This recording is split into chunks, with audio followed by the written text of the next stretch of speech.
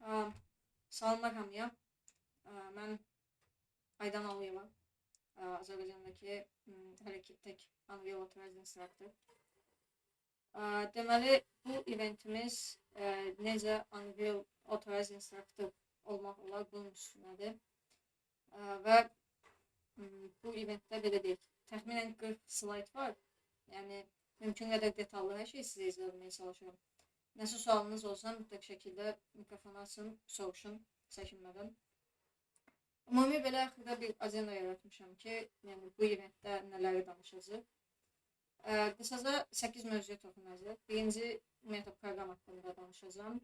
Proqramın belə deyək, daha sonra Unreal haqqında danışacağım biraz ki, bəlkə aranızda ümumiyyətlə Unreal haqqında bilməyənlər də varsa tam öyrənsin deyə. Üçüncüsü, Unreal'ın tələbləri olacaq ki, yəni sizdən nə tələb edir ki, siz bu lisenziyanı əldə edirsiniz.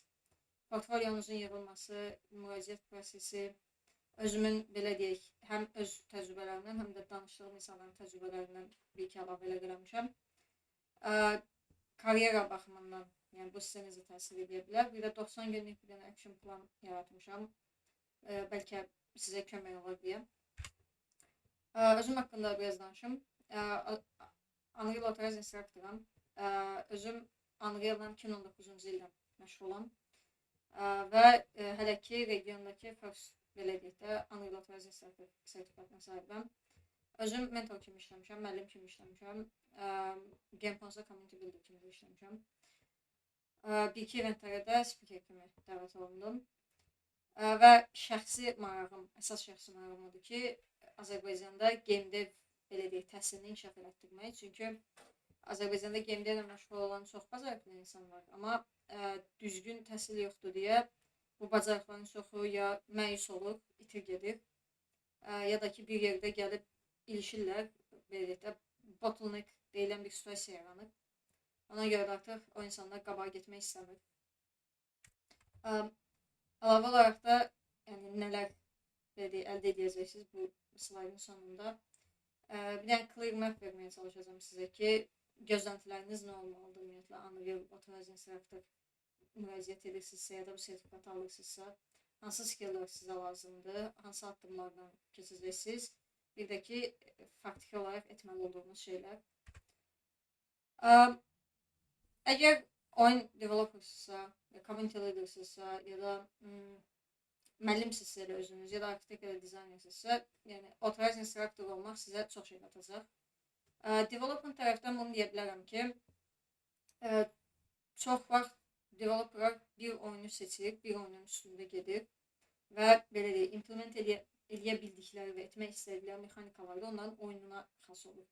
Yəni, bütün ömrünü puzzle oyunu ilə keçirmiş bir adamdan siz gözləyə bilməzsiniz ki, o adam dursun, nə bilim, yüksək səviyyədə RPG oyunu düzəldə bilsin ilk səfərində.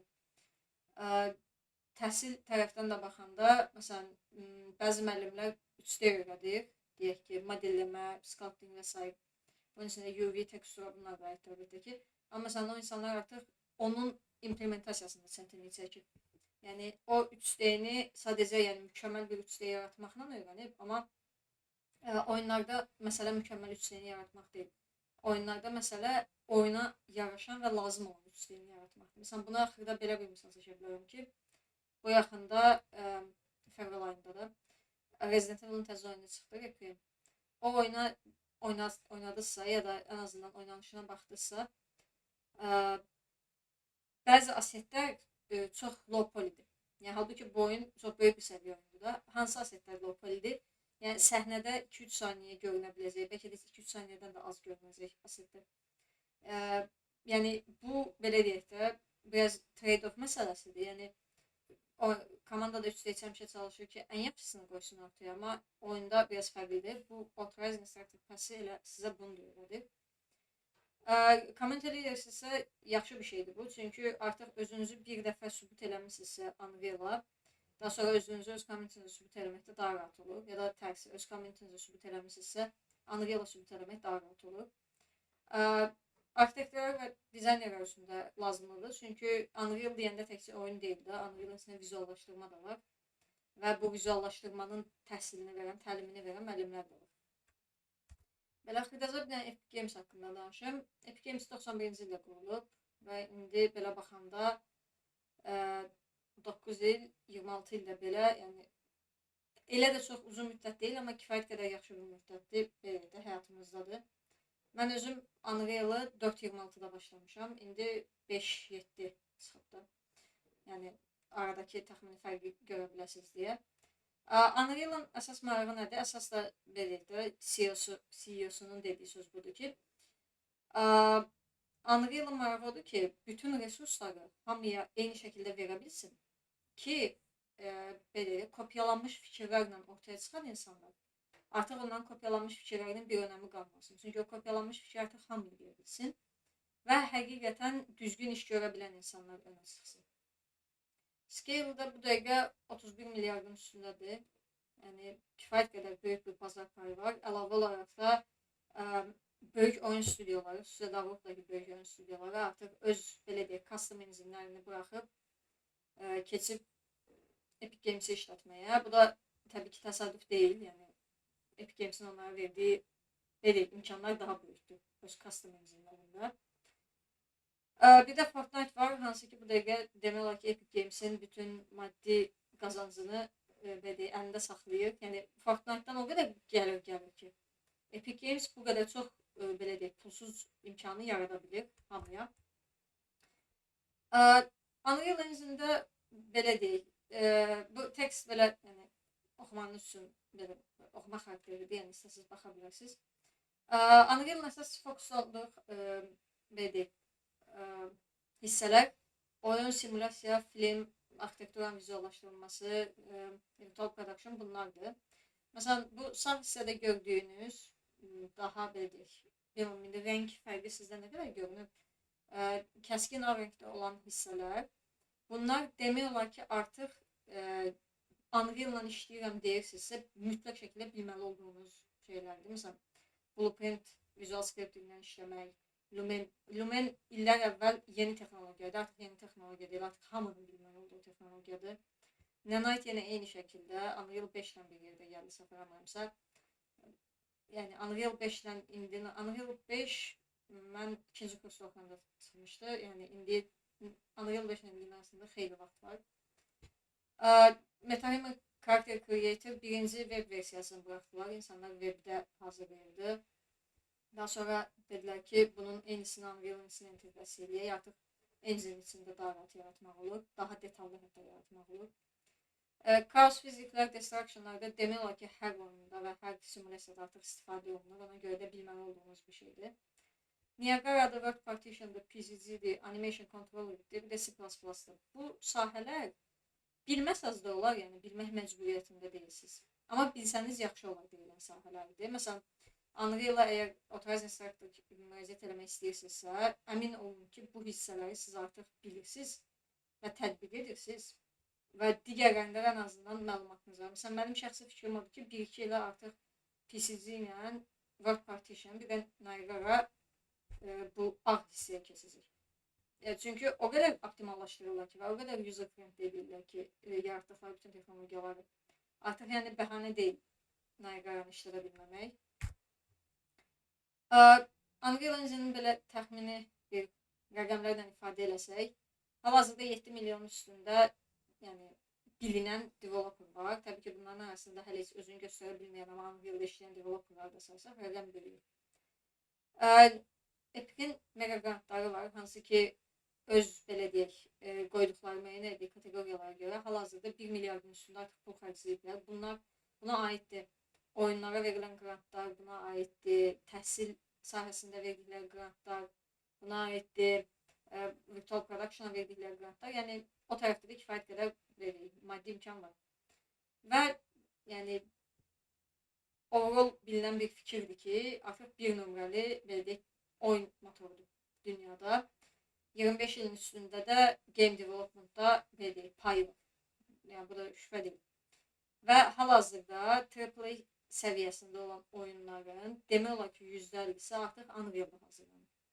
Və ya Unreal-ın inteqrasiya edilmiş bir tool ilə hazırlanır və böyük oyun studioları Unreal-a tam keçməsə belə Unreal-ın inteqrasiya edilmiş toollarını Epic Games-dən istəyib bir test prosesi başladırlar. Məsələn, CD Projekt belə başlamışdı. Birinci inteqrasiya edilmiş tool'u istədi. O tool'dan sonra artıq başladı bütöv keçidi tamamlamağa. Bir saniyə, bir yana bildirelim. Tamam. Və 100-ün üstündə belə Unreal community'lər var dünyada. Yəni Unreal-ı öyrənib belə inkişaf etdirsəz özünüzü, 100-ün üstündə ölkənin community-si ilə də işləyə bilərsiniz, fəaliyyət göstərə bilərsiniz. İllik 1 milyon qazanmırsınızsa, Unreal istifadəsi tamamilə pulsuzdur. Yəni oyununuzu yaradığını satışa qoyun, istədiyiniz qədər. İndi Megascan haqqında danışacağım. Məsələn, Unreal-ın verdiyi asetlərdəndir, hansı ki, hər ay səhv eləməmsə 2 aydan bir Megascan yeni asetlər buraxır və Megascanın belə deyib, bu məcburiyyəti var ki, buraxdığı yeni asetlərin içində hər zaman free asetlər olmalıdır. Yəni o baxımdan Unreal-da işlətmək biraz daha rahatlaşır. Əlavə olaraq da Fab-da Unreal hər 15 gündən bir 3 dənə aset verir. Yəni mümkün qədər çalışın asetləri, templateləri hamısını götürün. Yəni yararlı bir şeydir. Mən current version bura 5.4 yazmışam. Hansı ki hal-hazırda 5.7-dir. Bundan böyük səbəbi odur ki, mənim belə istifadə eləməyimlə xırda bir təcrübəyə gəldim ki, hal-hazırda ən stable versiya 5.4-dür. İstəsəz, təbii ki də, məsələn 5.6-nı işlədirəm bəzi proyektlərə, amma görürəm ki, 5.6-da bəzi problemlər var. Məsələn, bəzən ekran kartını çox yorulur, bəzən prosesoru çox yorulur, amma ən belə deyək, müasir dövrün kompüterləri nəzərə alsaq, 5.4 ən ideal versiyadır hələ ki. Dediyim kimi, yəni sadəcə oyun sahəsinə fokus olmayıb Unreal. Burada 6 dənə sahəni mən qoymuşam, bəlkə də 6-dan da çoxdur, mümkündür bu. Məsələn, smart game deyilən bir tip var, serious games də deyirlər bəzən adlarına, hansı ki, əylənmə məqsədi ilə yox, öyrətmək məqsədi ilə olan oyunlardır. Məsələn, healthcare və med education Unreal-ın ən çox pul ayırdığı sahələrdən biridir. Özləri də nə qədər belə şirkətlərlə, hospitallarla işləyirlər belə proyektlər üçün. Film və TV sektoruna deməyə ehtiyac yoxdur. Yəni, bilmirəm, Unreal-la yaradılan filmləri, animasiyaları görmüşsünüzmü? Tövsiyə edirəm. YouTube-da bir dənə search edin, baxın, görəsiniz. Yəni, 3 dənə aktyora veriləcək pulu, yəni məşhur aktyorlardan söhbət edir təbii ki də. 3 dənə məşhur aktyora verib, reklam edəcəkləri bir kinonu və ya bir qısa filmi sadəcə MetaHuman'dan istədikləri detalda aktyor yaradıb düzəldə bilirlər. Yəni, ona görə də artıq film və kino sektoruna da təsir edir. Əlavə olaraq da CGI-ları Unreal-da düzəltmək daha rahatdır. Nəinki custom şəkildə düzəltmək. İndi gələk Unreal Authorized Instructor proqramına ki, bu tam olaraq nədir? Bu Epic Games-in rəsmi sertifikasiya proqramıdır. Hansı ki, sizin həm Unreal-daki biliklərinizi, həm Unreal-ı öyrətmək biliklərinizi test edir. Birincisi, Official Recognition verir. Yəni, bunu sizə sertifikatla verir və sertifikat Epic Games-in xüsusi, belə deyək, səhifəsində yerləşdirilir. Sizə də bunun linki göndərilir ki, özünüz sosial medyanızda paylaşmazsınız, bunu paylaşın. Bunun yaxşı tərəfi nədir? Kimsə sabah bir gün sizin sertifikatı, öz sertifikatı kimi göstərə bilmir. Çünki o sertifikatın bağlı olduğu bir ID, o ID-nin də bağlı olduğu bir link var Epic Games-in səhifəsində. Və o sizin adınızadırsa, sizin adınızdadır. Heç kim bunu yalandan deyə bilməz. Resurslar access verirlər. Məsələn, mən 2025-ci ildə birinci dəfə seçilmişdim. 2026-da da bu yaxınlarda təkrardan seçildim. 25-də seçiləndə gümüş səviyyə seçilmişdim və mənə gümüş səviyyə, belə deyək, müəllimlərə verilən əlavə dərs materiallarını verilmişdilər. Hansı ki, məqsədləri müəllim belə olsa bunları izləsin və özünü inkişaf etdirsindir. İndi də məsələn gözləyirəm, səfərimizi bir həftəyə yeni resurslara mənə verəcəklər. Partnership opportunity'lər var əlbəttə ki. Məsələn, Epic'in özünün əsas marağı budur ki, Epic Games YouTube səhifəsini bilməm, izləmişsinizsə, orada Epic Games'in öz developerları olur. Hansı ki, öz müəllimləridir, özləri öyrədirlər. Ya yeni çıxan texnologiyaları öyrədirlər, ya yeni çıxarmaq istədikləri texnologiyaları nümayiş etdirirlər. Epic'in ən böyük marağı bu Authorized Instructor sponsorluq biləməyinin budur. Yəni, yeni talantları üzə çıxartsın ki, özlərini işçi yetişdirsinlər. Marketing supportu da var təbii ki də. Yəni, sizi bəsit bir şəkildə desə, hər yerdə paylaşılır. Hər yerdə paylaşırlar və sizin də bu uğuru hər yerdə paylaşmanızı istəyirlər ki, daha böyük, belə deyək, kütləyə sizin əliniz çatsın. Siz daha rahat iş tapa bilin, Epic-in adı arta getsin. Niyə belə deyək, Unreal Authorizing sertifikatı almalısınız? Birincisi ona görə ki, o sertifikatı sizə Unreal Engine özü verir deyə. Artıq heç kim sizin Unreal bilginizi sorğulaya bilməz. Çünki yəni şirkətin özü verib sizə bunu və bu adamlar bunu yaradan adamlardır. Yaradan adam deyirsə ki, sən bunu bacarırsan, artıq heç kim bacarmırsan deyə bilməz. İkincisi Premium Earning Potential'dır. Hansı ki, əgər Unreal Authorizing sertifikatınızsa, bu sertifikatınız varsa, məsələn, biri sizi eventə dəvət edir də deyək, müəllim kimi.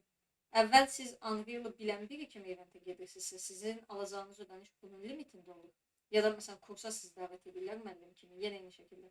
Bir var Unreal-ı bilən kimi ödəniş alasınız. Bir də var ki, birbaşa Unreal tərəfindən tanınan adam kimi ödəniş alasınız. Bunun da əlbəttə ki, aralarında dağlar qədər fərq olur. Epic-in ekosisteminə full accessiniz olur. Bu da dediyim kimi, Epic-in Authorizing sertifikatları üçün yaratdığı xüsusi bir platforma var. Həmin platformaya sizə akses verilir. Orada sizin kimi və sizdən də daha təcrübəli, daha yaxşı müəllimlər olur. Və oranın xüsusi bir forum hissəsi var ki, orada demək olar ki, hər sualınızı verə bilirsiniz. Məsələn, öz şəxsi proyektinizdə belə bir bugla rastlaşmışsınızsa, YouTube-da axtarırsınız, nə bilim, internetdə axtarırsınız, indi günün texnologiyaları ilə desək, AI ilə axtarırsınız, heç sürə tapa bilmirsiniz, necə həll edirsiniz. O problemi oradakı forumlarda soruşa bilirsiniz. Mən neçə dəfə soruşmuşam. Yəni, nəzərə alın ki, orada hal-hazırda Amerikadakı böyük oyun stüdyolarında işləyən neçə ilin korifey proqramistləri olur, game dizaynerləri olur. Və onlardan da gözəl feedbacklər almışam. Yəni, hansı ki, o feedbackləri alıb sonra özü oyunuma tətbiq eləmişəm. Regional Impact və Legacy təbii ki də. Məsələn, mən də burada First Authorizing Sector yazmışam. Bunu da yəni, dediyim kimi öz şəxsi təcrübəm tərəfindən yazmışam ki, ilk dəfə bunu alan biri olanda, yəni çox böyük maraq doğulmuşdur. Çünki Qafqaz regionunda yox idi olan, bir-iki nəfər əslən Qafqazdan olan, amma başqa ölkələrdə özünü təmsil edib bu sertifikatı alanlar var idi. Amma yəni həm öz ölkəsi üçün belə deyək, təmsil edib, həm də alan yox idi. O çox gözəl bir şeydir. Yəni mənim də ümidim odur ki, bu sayı artırar. Yəni bu sayı nə qədər çox artarsa, Epic-in Azərbaycandakı marağı da bir o qədər çox artacaq. Çünki artıq Epic Games deyəcək ki, deməli, mən əgər güvənirəmsə 10 nəfər Azərbaycandan, deməli orada bir talant var, Unreal-la bağlı. Mən bu talantları özüm də yetişdirə bilərəm. Başqasına buraxmaya bilərəm. Epic Games, yəni Azərbaycandan daha çox işləyə bilər, sizlərlə daha çox işləyə bilər, əsas məsələ. Karyera tərəfinə, yəni deməyimə belə ehtiyac yoxdur. Bir dəfə siz bunu aldınızsa və LinkedIn-də ən ideal versiyonsu da LinkedIn-dir. Bunu LinkedIn-də paylaşanda artıq demək olar ki, Unreal proqramist axtaran ya da Unreal-ı bilən game dizayner axtaran hamı artıq sizə müraciət edir. Mən bəzi ilk dəfə alanda da, ikinci dəfə təkərdən alanda da bir-iki dənə elə təkliflər gəlmişdi. Bəziləri məsələn düzdür şey olmadı, təqdirim. Üst-üstə çox düşmədi də, yəni onlar deyirdi ki, iş saatları budur, tələblər budur, işlər budur və s.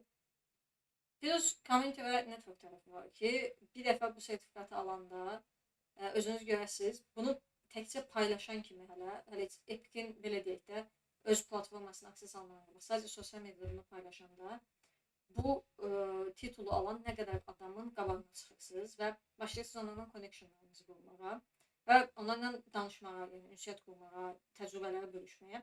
Bunun özü çox ayrı bir şeydir. Məsələn, mən bu yaxınlarda bir dənə Lightning Artist'la tanış oldum bu şəkildə LinkedIn-dən. Adam 10 ildir demək olar ki,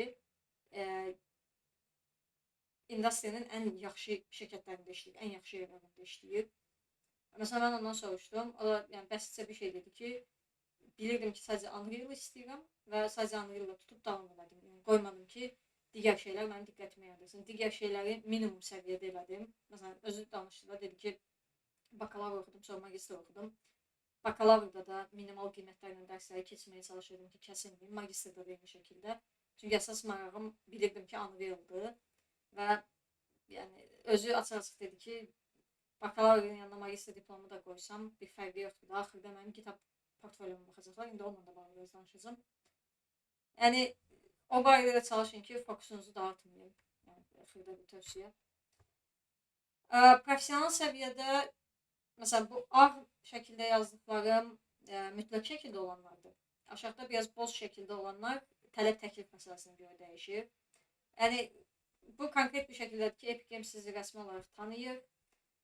Unreal Authorized logosunu sizə aid olan istənilən materialda istifadə edə bilərsiniz. İstəyirsiniz YouTube tutorialları çəkin, oraya yerləşdirin. İstəyirsiniz dərs kitabları yazın, oraya yerləşdirin. Tamamilə o bir illik verilir belə o bədc və bir il boyunca o bəzi demək olar ki, hər şeydə istifadə edə bilərsiniz.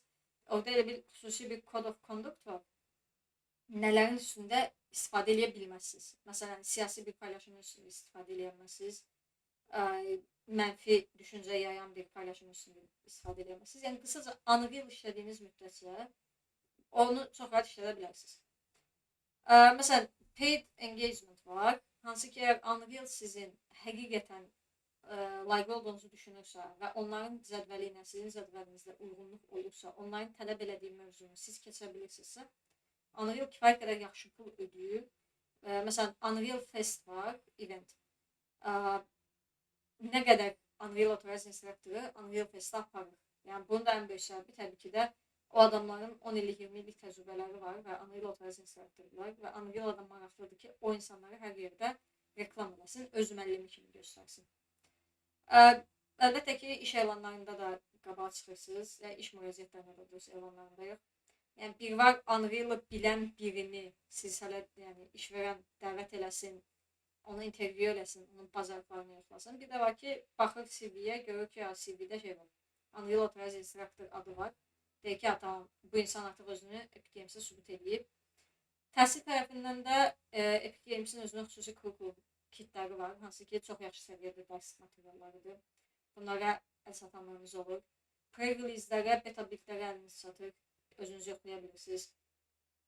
Epic Games'in Classroom lisansları var, hansı ki, siz məktəb açmaq istəsəz ya da bir kurs açmaq istəsəz özünüz həmin o Classroom lisansını ala bilirsiniz və belə deyim də, bu Classroom lisansı pul verib ala biləcəyiniz bir şey deyil ya da hər hansı bir dövlətə gedib pul verib ala biləcəyiniz bir şey deyil.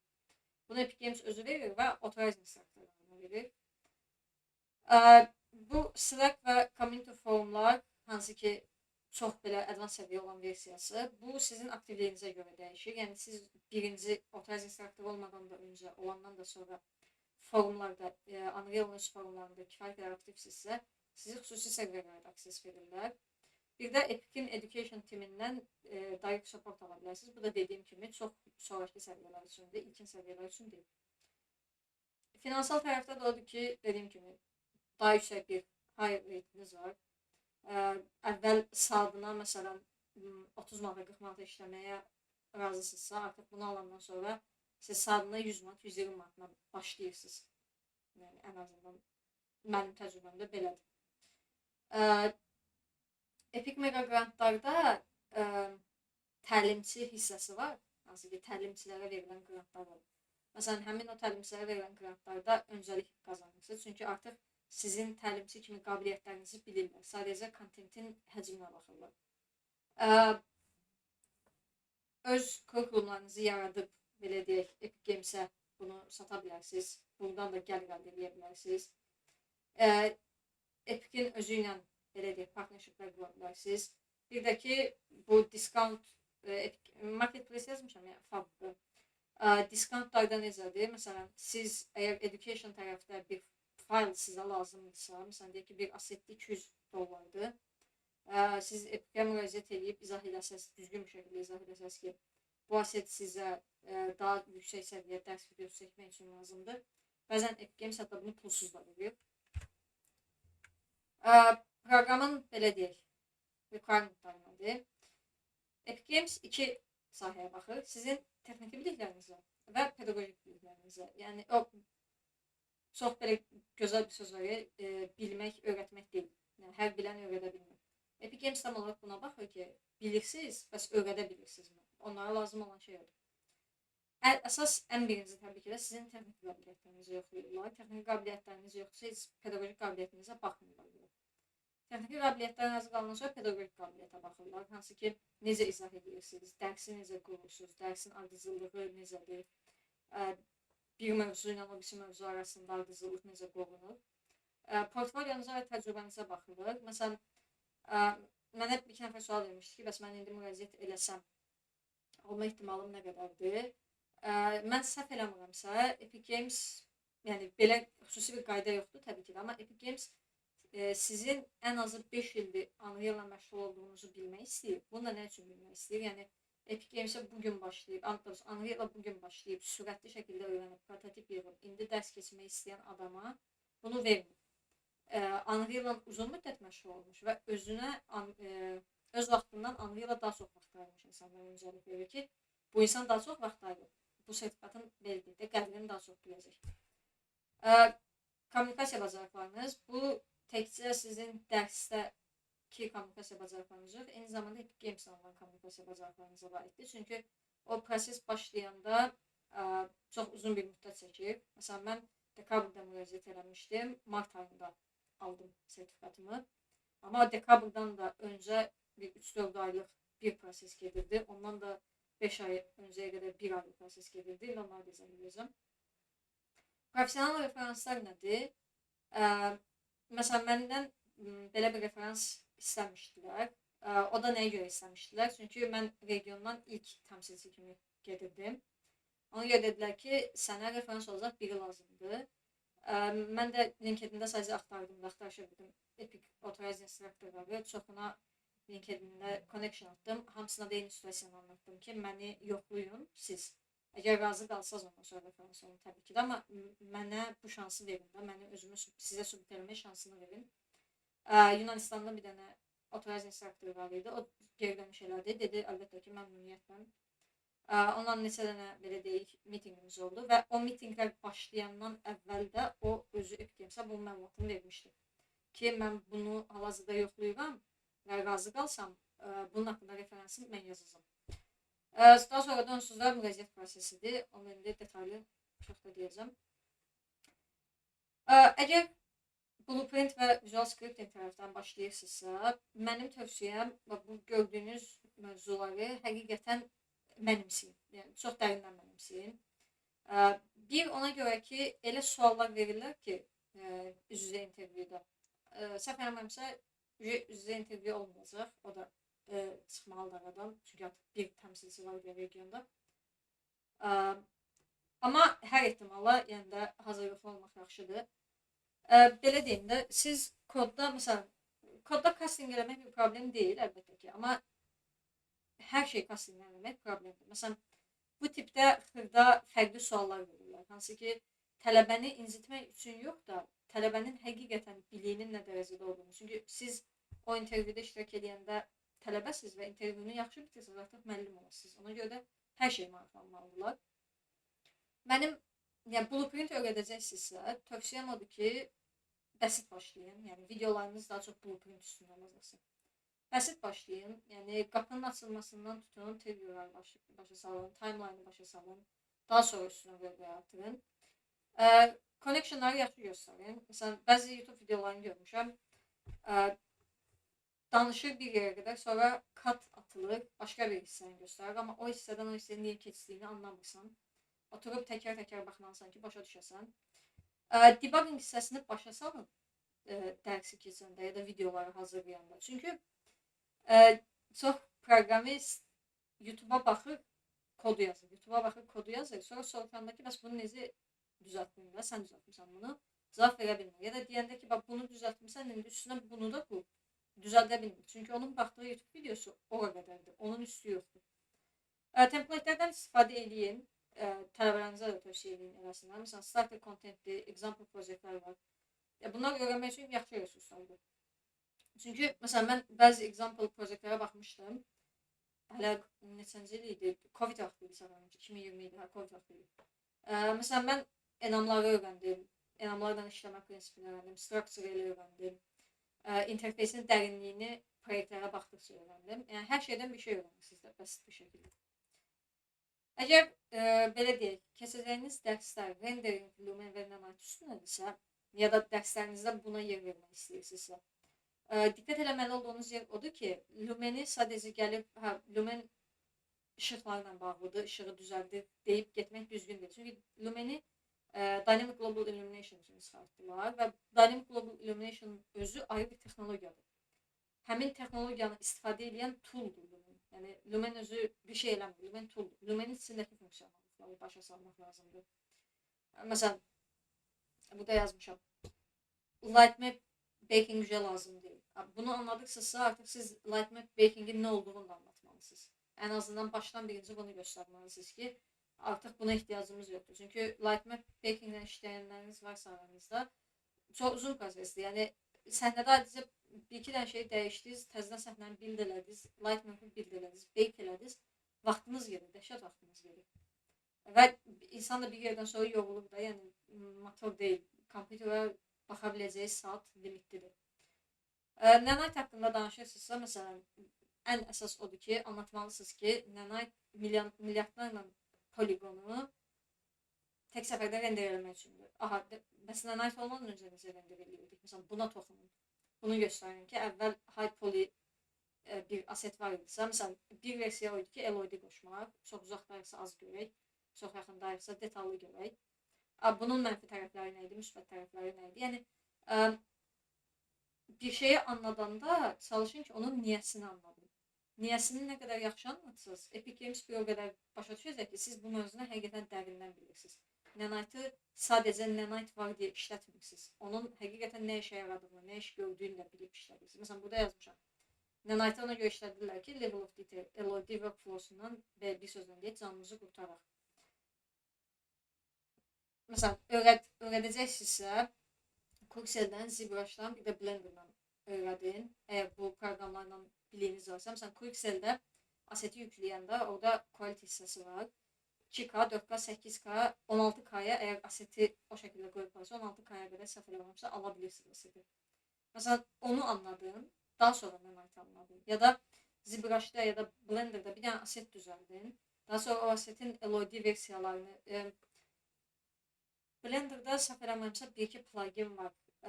Asetin poligonlarını azaldır və poligonlarda kəskin azaltma edib birbaşa ilə asetin LOD'lərini yan-yana qoyub Blender'da göstərə bilərsiniz. Və LOD-ni işlətməyi bəzən proqramistlər belə düşünür ki, LOD işlədirəm də optimizədir. Mən çox uzaqdayamsa tam render eləməyəcəm. Amma məsələ budur ki, siz 7 dənə level of detail işlədirsinizsə, mən çox uzaqdayamsa ən zəif keyfiyyətlisini görürəm. Biraz yaxınlaşanda bir sonraki mərhələyə keçməliyəm. O bir sonraki mərhələyə keçmək köhnəni silib yenini yükləməkdir. Bu da kompüterdə hesablama aparmaq deməkdir. Və nəzərə alın ki, sizin səhnənizdə bir element olmur.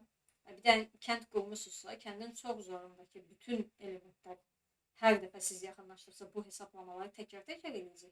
Və bir də onu nəzərdə saxlayın ki, çox uzaqdakı element, məsələn, 0-cı səviyyədən 1-ci səviyyəyə, sonra 7-yə qədər qalxırsa, yaxınınızdakı elementdə də bu dəyişir. Yəni sizin ən yaxınınızdakı elementi siz ən yaxınızdakı deməkdir, nisbətən yaxındakı elementi ona da yaxınlaşırsınız axı. Avtomatik o da hesablamaya daxil olur və onun kimi digər bütün elementlər. Bu da təsir edir əlbəttə ki, optimizasiyaya. Məsələn, virtual shadowları, shadow mapsləri anlada bilərsiniz. Əgər istədiyiniz sırf rendering hissəsinə getməkdirsə, ixtisaslaşmaqdırsa. Bir də onu deyim ki, Unreal'ın belə xüsusi bir tələbi yoxdur ki, dərs keçirsənsə sadəcə blueprintlərdən keçməlisən ya da hamısını keçmirsənsə sən müəllim deyilsən, yox. Unreal deyir ki, nəyi keçirsənsə, hansı sahədə ixtisaslaşırsansa, o sahəni keç və o sahədə öyrət. Çünki sən onsuz da o sahədə ixtisaslaşırsansa, sən bilirsən onu. Məsələn, virtual shadowlar ən bilinən odur ki, o köhnədə həmişə istifadə olunan, belə deyək, shadow maplər, cascaded shadow mapləri əvəz eləmək üçündür. Bunun arasındakı fərq nə? Məsələn, dediyim kimi, cascaded shadow maplər eyni LOD məntiqi ilə işləyir əslində. Hər dəfə o map təkrar özünü kompüterdə çağırırdı, təkrar hesablamaya məruz qalırdı. Bu da avtomatik performansda düşməyə gətirirdi. FPS drop belə deyək, halına gətirirdi. Animation öyrədə bilərsiniz. animation blueprintlərlə başlamanızı tövsiyə edirəm. Çünki əgər game devdən xüsusilə danışırsınızsa və animasiyadan danışırsınızsa, animation blueprint əsasdır. Control rig anladım. Çünki control riglə işləmək animasiyadan nisbətən daha rahatdır. Yəni sıfırdan başlayan ən basitdən animation blueprintdən. Daha sonra control rigə gəlir. Çünki control rig artıq biraz da advanced mövzudur. Daha sonra sequencer anladım. Məsələn, sequencer bilənləriniz varsa, oyunların trailerini, teaserlarını çəkmək üçün yaxşı bir tooldur. Mən də gözümdə orada işlədirəm. Xüsusi belə deyək də bir animation movie hazırlamaq üçün. Yəni çox yaxşıdır. Oyununuzun cutscene-lərini sequencerdə hazırlaya bilərsiniz. Oyununuza lazım olan traileri sequencerdə çəkə bilərsiniz və bunu öyrətsəniz, bu böyük bir dəyər göstərir Unreal-a ki, artıq siz təkcə oyunun hazırlanması yox, oyunun post-production'ına da kömək eləməyə çalışırsınız. Production'ına da kömək eləməyə çalışırsınız. Motion wrapping, bu da Unreal-da çox istifadə olunan bir şeydir. Mən buraya yazmışam, tələbələr bunu sevir. Bundan səbəbin böyük səbəbi odur ki, motion wrapping-i tələbələr bir dəfə öyrənəndə artıq onu daimi işlətmək istəyirlər. Çünki çox rahatdır. Animation-ı manual işləməkdənsə, manual editlərdən qaçınırsınız dedikdə motion wrapping-dən. Animasiya öyrədərsizsə, məsələn, bir-iki təklifim olar ki, Mixamodan riglənmiş xarakterləri özünüz götürün, student project kimi belə deyək, tələbələrinizə vermək üçün. Çünki tələbənizə animasiya öyrədirsinizsə, tələbənizə bu animasiyanın üstünə oturacaq xarakteri gəlib üstə modelləmədə, rigləməyi öyrətmək məcburiyyətini deyirsiniz. Öyrətsiniz yaxşı olar, amma məcbur deyirsiniz. Ondan sonra hazır riglənmiş xarakterlərlə öyrədə bilərsiniz. Short person template mükəmməl animasiyalar arasında, yəni ölüm, shooting var idi, səhv eləmirəmsə, ya dəyişdiriblərsə. Yəni deməyə çalışdığım odur ki, ağlınıza gələ biləcək bəsit animasiyaların çoxunuz short person template var. Buna görə deyirəm ki, çalışın həmişə Unreal template-lərini işlədin. State machine-ləri öyrədin blend space-dən əvvəl. Çünki state machine məntiqini anlasalar, blend space-i daha rahat anlayacaqlar. Həmişə animasiyanızı gameplay ilə birləşdirin. Tələbələriniz görməlidir ki, mən bu animasiyanı elədim və bu animasiya həqiqətən gameplaydə işlədim. Məsələn, deyək ki, siz animasiyanı sequencerdə bir cutscene kimi hazırlamışsınız. Ən bəsit yanaşmadan göstərəcəm. Bir dənə trigger box qoyursunuz. Trigger box-a siz daxil olanda cutscene sağlasın. Bunu bir dəfə tələbəyə göstərsəz ki, bunu belə elədim və alındı. Tələbə artıq daha böyük bir maraqla sizi dinləyəcək. Çünki gəlin real danışaq. Tələbə müəlliminin yaxşı işlər gördüyünü, görə bildiyini anlamalıdır ki, onu dinləməyə davam edəsin. Yoxsa niyə dinləyir? Tamam. Gələ YouTube-dan öyrənək. Bir də MetaHuman qəşəng bir yoldur. Çünki MetaHuman'ın xarakterlərində, MetaHuman Creator'da orada bir dənə düymə var. Create Full Rig. Yəni, barmaqlarının buradakı, belə deyək də, 3 sümüyə qədər rigləyib sizə verir. Yəni, təkərdən rigləməyə ihtiyacınız yoxdur. Bu da eyni şəkildə sizə biraz daha vaxt qazandırır. Multiplayer və networking tərəfi, bilmirəm, multiplayer'dan aranız necədir, ümumiyyətlə oynayırsınızmı ya da düzəltmək istəyirsinizmi? Multiplayer oyunları düzəltmək, player server arxitekturasını qurmaq biraz çətin məsələdir, çox başı olan məsələdir, belə deyil. Məsələn, bunları öyrədə bilərsiniz. Multiplayer tərəfi çətin olduğu üçün bu istiqamətdə təhsil verən müəllimlərdə dəyərli müəllimlər sayılır. Yəni, hal-hazırda blueprinti bəlkə də Unreal-a başlayan 20 nəfər varsa 18-i keçə bilər. Ancaq multiplayer tərəfi biraz daha çətindir bunu keçmək, başa salmaq, öyrətmək. Sonra keçək optimizasiya tərəfinə. Optimizasiyanı öyrədə bilərsiniz. Bu arada bu yazdığım mövzular, onsuz da yəni müqayisə eləyəndə görəsiniz, orada ixtisaslaşma sahələri olacaq. İxtisaslaşma sahələrində mümkün qədər kəsişən hissələri mən qoymuşam ki, yəni əvvəl-axır bu mövzulara siz toxunmalı olasınız. Ya da ən azından bu mövzular haqqında məlumatınız olmalıdır ki, imtahanı verə biləsiniz. Performans optimizasiyası, CPU, GPU necə işləyir, memory necə işləyir, elədiyiniz bir əməl kompüterdə necə hesablanır. Unreal-da statları yoxlaya bilirsiniz. Stat FPS, stat unit, stat GPU verək də orada ekranda yazısı çıxsın deyə sizdə işlədiyiniz yerdə, debug elədiyiniz yerdə, kod yazdığınız yerdə paraleldə görüb izləyə bilərsiniz deyə. Vizualizasiyalar var GPU-da. Məsələn, shader complexity, light map density, nanite, bir də LOD. Bu da shortcutlarla da çoxu. Elə Unreal-ı işlədirsinizsə, onsuz da bilirsiniz və ya Unreal-ın shortcutları yazsınız, görəcəksiniz. Həmin o shortcutlarla, məsələn, deyək ki, səhnə hər şey çox gözəldir.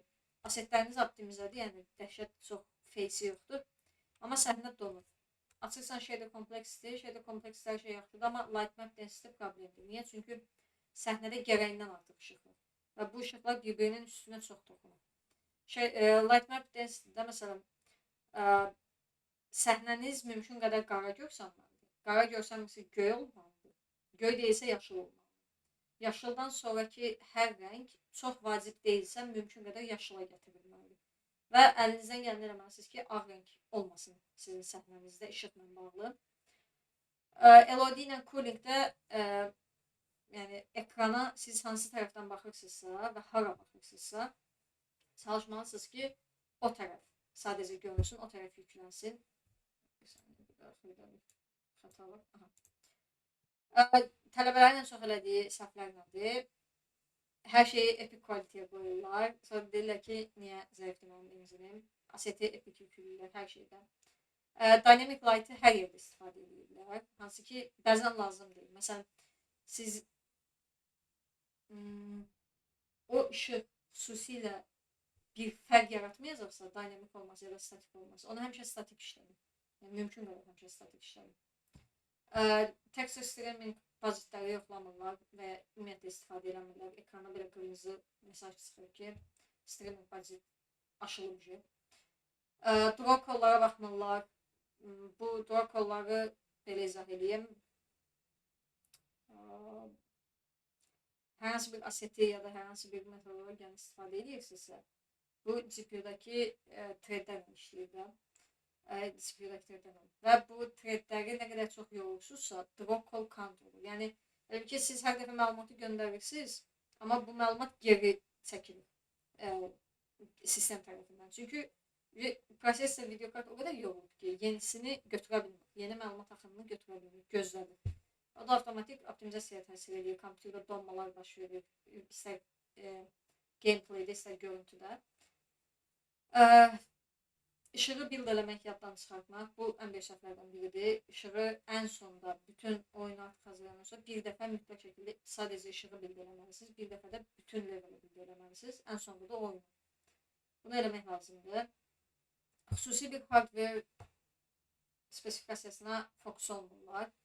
Məsələn, deyirlər ki, mən bu oyunu düzəldirəm, 30-60-dan oynaya bilərlər. 30-60-dan yüksəklərlə oynaya bilərlər. Soruşanda ki, bəlkə biri 20-50 ilə oynamaq istəyir. Yəni, siz oyunu AAA səviyyəsində düzəltməksinizsə və AAA səviyyəsində qoymayacaqsınızsa, bu indi oyunuysa xüsusilə. Yəni, bunu 20-50 video kartı olan da oynayacaq. Sizin oyununuz onun üçün optimize olmalıdır.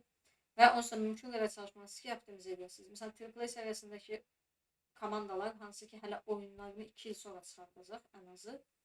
Onlar deyir ki, biz mümkün qədər 20-50-yə optimize edirik. Əvvəl birinci seriyalara edirlər, artıq ikinci seriyaya çıxarırlar. Yəni, onlar belə demir, 30-60-a mən optimize edirəm. Pedagojik skillər nədir? Sizin, belə deyək, verdiyiniz dərsin dizaynı, yəni 60 dəqiqə ərzində, ən bəsit şəkildə, 60 dəqiqə ərzində siz aydın bir şəkildə dərsin objektifini qura bilirsinizmi, bunu davam etdirə bilirsinizmi? Çünki bu structure-ı epik qiymətləndirir və mənim ilk il bal itirdiyim yerlərdən biri oydu ki, nə onu izah edəcəm, delivery və presence hissəsində. Bazardığınız qədər çox resurs istifadə eləməlisiniz. Yəni, mən məsələn, sadəcə Unreal-ı göstərmişdim, şəkil onlara göndərdiyim videoda. Onlar demişdi ki, bəlkə bəzi şeyləri Unreal-da boş ekrana baxıb izah eləməkdənsə, niyə bir dənə slide düzəldib, slide-da başa salmadım. Yəni, tələbə hardan başa düşsün ki, sənin dediklərin nədir? Fərqli olmalıdır. Yəni, eyni konsepti yeni başlayana və ya ən azından nəsə bilən adama öyrədə bilirsənmi? Yəni, sadəcə yeni başlayanlara dərs öyrədə bilirsənsə, deməli, sən biraz daha özünü inkişaf elətdirməlisən. Sən hələ tam müəllim səviyyəsində deyilsən. Suallara cavab, təbii ki də bu tərəfini öz Epic Games forumlarında yoxlayırlar. Sən Epic Games forumunda nə qədər aktivsən, neçə müddətdə aktivsən. Yaratdığın, belə deyək, tapşırıqlar, tələbələrə verdiyin tapşırıqlar, dərs içi videolarda və s. nə dərəcədə yaxşıdır? Yəni verdiyin tapşırıq keçdiyin dərsə bağlıdırmı, yəni aiddirmi və keçdiyin dərslə o verdiyin tapşırığı eləmək olarmı? Bir də verdiyin tapşırıq tələbəyə əlavə nəsə öyrənməyə vadar edirmi? Bunların hamısına baxırlar. Bir də əlbəttə ki, iterativ teaching deyilən anlayışdır. Yəni siz göstərməlisiniz ki, sizin dərsləriniz hər dəfə yenilənir. Yəni necə? Hər dəfə yeni dərs əlavə edirsiniz öz portfolyonuza. Və bu dərslər eyni dərslər deyil, eyni keyfiyyətli dərslər deyil. Yəni adam bir ay əvvəl material şeylərdən danışıb, daha sonra biraz blueprintdən danışıb, sonra 2 ay əvvəl keçdiyi dərsin eynisini təzədən gəlib keçirsə, bunu anlayır, onsuz da görür. Yəni izləyirlər, sizin onlara verəcəyiniz bütün videoları izləyirlər. Və yəni düşünməyin ki, dərsləri Azərbaycan dilində çəkərəm, onsuz Azərbaycan dilini bilmirlər. Mən dərsləri Azərbaycan dilində çəkib göndərmişdim, çox da yaxşı bilirlər. Bununla bağlı adamlar da var. Yəni müəyyən edirlər ki, siz hər videoda nə deyirsiniz, nə danışırsınız. İndi texnikal biliyi yığmağın yolu nədir? Özünüzü rekord edin, videonu çəkmədən qabaq. Kameranı açın, bir dənə topik seçin özünüzə ki, mən bu mövzuda dərs keçmək istəyirəm. 15 dəqiqə özünüzü video rekordu alın. Daha sonra o video rekordu izləyin. Harada ilişmişsiniz, harada özünüzdən şübhə eləmişsiniz və s. Daha sonra həqiqətən real insanlara bunu öyrətməyə başlayın. 2-3 nəfər dost tanış tapın. Deyin ki, mən Unreal öyrətmək istəyirəm sənə. Gəl otur. Baxın, onlarda maraq yarada bilirsiniz. Çünki sizin tutorial videolarınız YouTube-a düşəndə internetə qoyarsınız da Unreal-ı göndərə bilmək üçün. Onu sadəcə Unreal-ı bilən bir kütləyə yox, eyni zamanda Unreal-ı bilməyib, Unreal öyrənmək istəyən kütləyə də qoymalısınız. Ona görə də bu feedbacklərə fikir verməlisiniz. Suallara verilən cavablar yenə dediyim kimi Unreal Engine formunda aktiv olun. Redditdə, Discordda bazardığınız qədər Unreal serverlərində olun. Hansı ki, Epic'in serverləridir. Onlara cavab verməyə çalışın. Bazardığınız qədər çox. Yəni, cavab verməsəz belə hamısını oxumağa çalışın. Çünki birinin mesajından bir şey öyrənirsiniz, başqasının mesajından, problemindən başqa bir şey öyrənirsiniz. Bu da sizin portfolyonuza yığılacaq. Yəni, istər-istəməz yığılacaq. Qəşəng kitablar tövsiyə edəcəm indi birazdan. Onları oxuya bilərsiniz. Hansı ki, belə deyək, pedagojik qabiliyyəti artırmaq üçün lazım olan kitablardır. Özünüz bir dənə kursumu yazın. Məsələn, 4 həftəlik bir dənə Unreal kursu yazın ki, mən bunları öyrədəcəm. Daha sonra özünüzə vaxt qoyun və başlayın özünüzə rekord edin ki, həqiqətən 4 həftəyə siz o dediyiniz mövzuların hamısını öyrədə bilirsinizmi? Daha sonra da bunu öz dost tanışınıza ya da elə Unreal, mənim elədiyim kimi Unreal editorlarına göndərin ki, feedback alasınız. Yəni, dost tanış dediyim, yəni həqiqətən dostunuz, tanışınız yox. Sizə tanıdığınız proqramistlər, tanıdığınız mentorlarınıza bunu göndərə bilərsiniz. 2-yə bölək. Technical skilllər, pedagojik skilllər. Çalışın ki, ən azından 2-3 dənə Unreal domenini həqiqətən dərindən bilirsiniz. Domain deyəndə nə demişəm? Blueprint, modelləmə, məsələn, animasiya. Əmin olun ki, bu 3 dənəsindən müəyyən bir səviyyədə dərin bilikləriniz var. Çalışın mümkün qədər yeni enginlər. Məsələn, mən indi orada 5.4 yazmışam. O da dediyim kimi, yəni mənim düşüncəmdə bu dəqiqə oldu ki, 5.4 hal-hazırda bugsız işləyən versiyadır. Digərlərində çünki bir-iki dəfə bugla rastlaşmışam. Çalışın amma həmişə mümkün qədər təzə enginlər öyrənin. Çünki hər engine versiyasında yeni bir şey öyrənirsiniz deyə. Artıq siz desəz ki, mən Unreal 4-dən dərs keçəcəm. Deyəcəklər ki, tamam. Deməli, Unreal 5-lə gələn texnologiyalardan bu müəllimin xəbəri yoxdur ya da keçə bilmir. Həmişə bir dənə pipeline'ınız olsun. Ümumiyyətlə, bu indi mən rendering pipeline üçün yazmışam, amma öyrətmək pipeline üstündə sizin olsun əlinizdə. Blueprintlərdən ya da C++-dan danışın, basiclərindən. Əgər C++ basiclərindən məlumatınız varsa. Mən məsələn, müraciət eləmədən qabaq C++-ı onsuz da bilirdim. Yəni, bakalavr ixtisasıma görə proqramistəm. Yəni, bilirdim C++-dan kod yazmağı. Unreal-la C++-la işləməyi də bilirdim. Biraz da təkrar elədim ki, birdən də sual versələr cavab verə bilim. Əmin olun ki, debug eləyə bilirsiniz, optimizə eləyə bilirsiniz. Bunu da niyə görürəm? Yəni də sualları verəcəklər sizə. Bir real proyekt ship eləmiş olun ya da ən azından ya GitHub səhifəniz olsun, ya Steam'də bir oyununuz olsun. Ən pis ehtimalda içiyonunuz olsun. Məsələn, mənim GitHub'ımda 60-a ya 60-ın üstündə repository var. Hansı ki, yararsız olanlarını çoxdan silmişəm. Yəni, belə hobby project olanların hamısını silmişəm ki, orada qalmasın. GitHub-da çox proyekt yaradıb hər gün bir commit eləməyiniz sizə yaxşıdır. Amma məsələ burasındadır ki, hər gün elədiyiniz bir commit engine açıb bir dənə material yaradıb save edib çıxmaq olmasın. Yəni çalışın ki, keyfiyyətli commitlər edəsiniz. Çünki məsələn GitHub-da elə bir option var ki, məndə məsələn açıqdır. Mənim private repositorylərimdə elədiyim dəyişikliklər görünür ki, mən private bir repository dəyişiklik eləmişəm. Amma nə dəyişiklik elədiyim görünmür. Məsələn, onu açmağınızı hamınıza tövsiyə edirəm. Bu ona görə ki, orada GitHub-da o yaşıl xanalar hissəsi, onu açmasaq sadəcə public repositorylər üçün açıq olur və bəzən baxan adam deyir ki, çox da işləmir də bu. Əgər belə çox da başa çıxmayan bir HR baxırsa sizin GitHub-a, belə deyil. Əmin olmaq üçün həmişə onu açıq qoyun. Dərsləri dizayn eləyəndə yəni xüsusi spesifik qollar qoyun. Məsələn, bəzən şey deyir, mən istəyirəm ki, mən bu dərsi keçim 2 həftə. 2 həftədən sonra tələbə bunların hamısını başa düşsün. Amma tələbə 2 həftəyə bunların hamısını başa düşməyəcək. Tələbə bunların müəyyən bir hissəsini başa düşəcək. Həmin o müəyyən hissəni siz öncədən müəyyən etməlisiniz ki, yəni 10 tələbənin 10-u da bu dərsdən ən azı nəyi öyrənir. Əgər o ən azı nəyi öyrənən hissə azdırsa, bu ya həmin kurikulumda xəta var deməkdir, ya sizin öyrətməyinizdə xəta var deməkdir. Heç o tələbəni günahlandıra bilməzsiniz. Çünki tələbə onsuz da bilmir, sizdən öyrənməyə gəlib. Sizsiz oradakı nəticənin belə deyək səbəbkarı.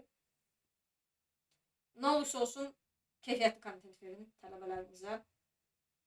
Həm beginner, həm də advanced öyrənənlər üçün fərqli məlumatlılığınız olsun. Məsələn, animasiyanı siz keçəndə eyni otaqda hətta bir təzə başlayan, bir də nisbətən advanced biri varsa, siz bir şeyi implement eləməyin, 2 fərqli yolunu göstərin ki, həm təzə başlayan çəkinməsin, nəsə eləyə bilsin, öyrənməyə başlasın.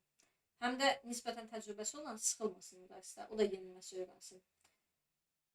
Yaxşı tapşırıqlar hazırlayın tələbələriniz üçün, qəşəng tapşırıqlar verin ki, onlar tapşırıqlarla da öyrənsin, proyektlərlə də öyrənsin. Feedbacklərə əsaslanın, tələbələrinizdən həmişə soruşun ki, dərsdə nəyi bəyəndilər, nəyi bəyənmədilər.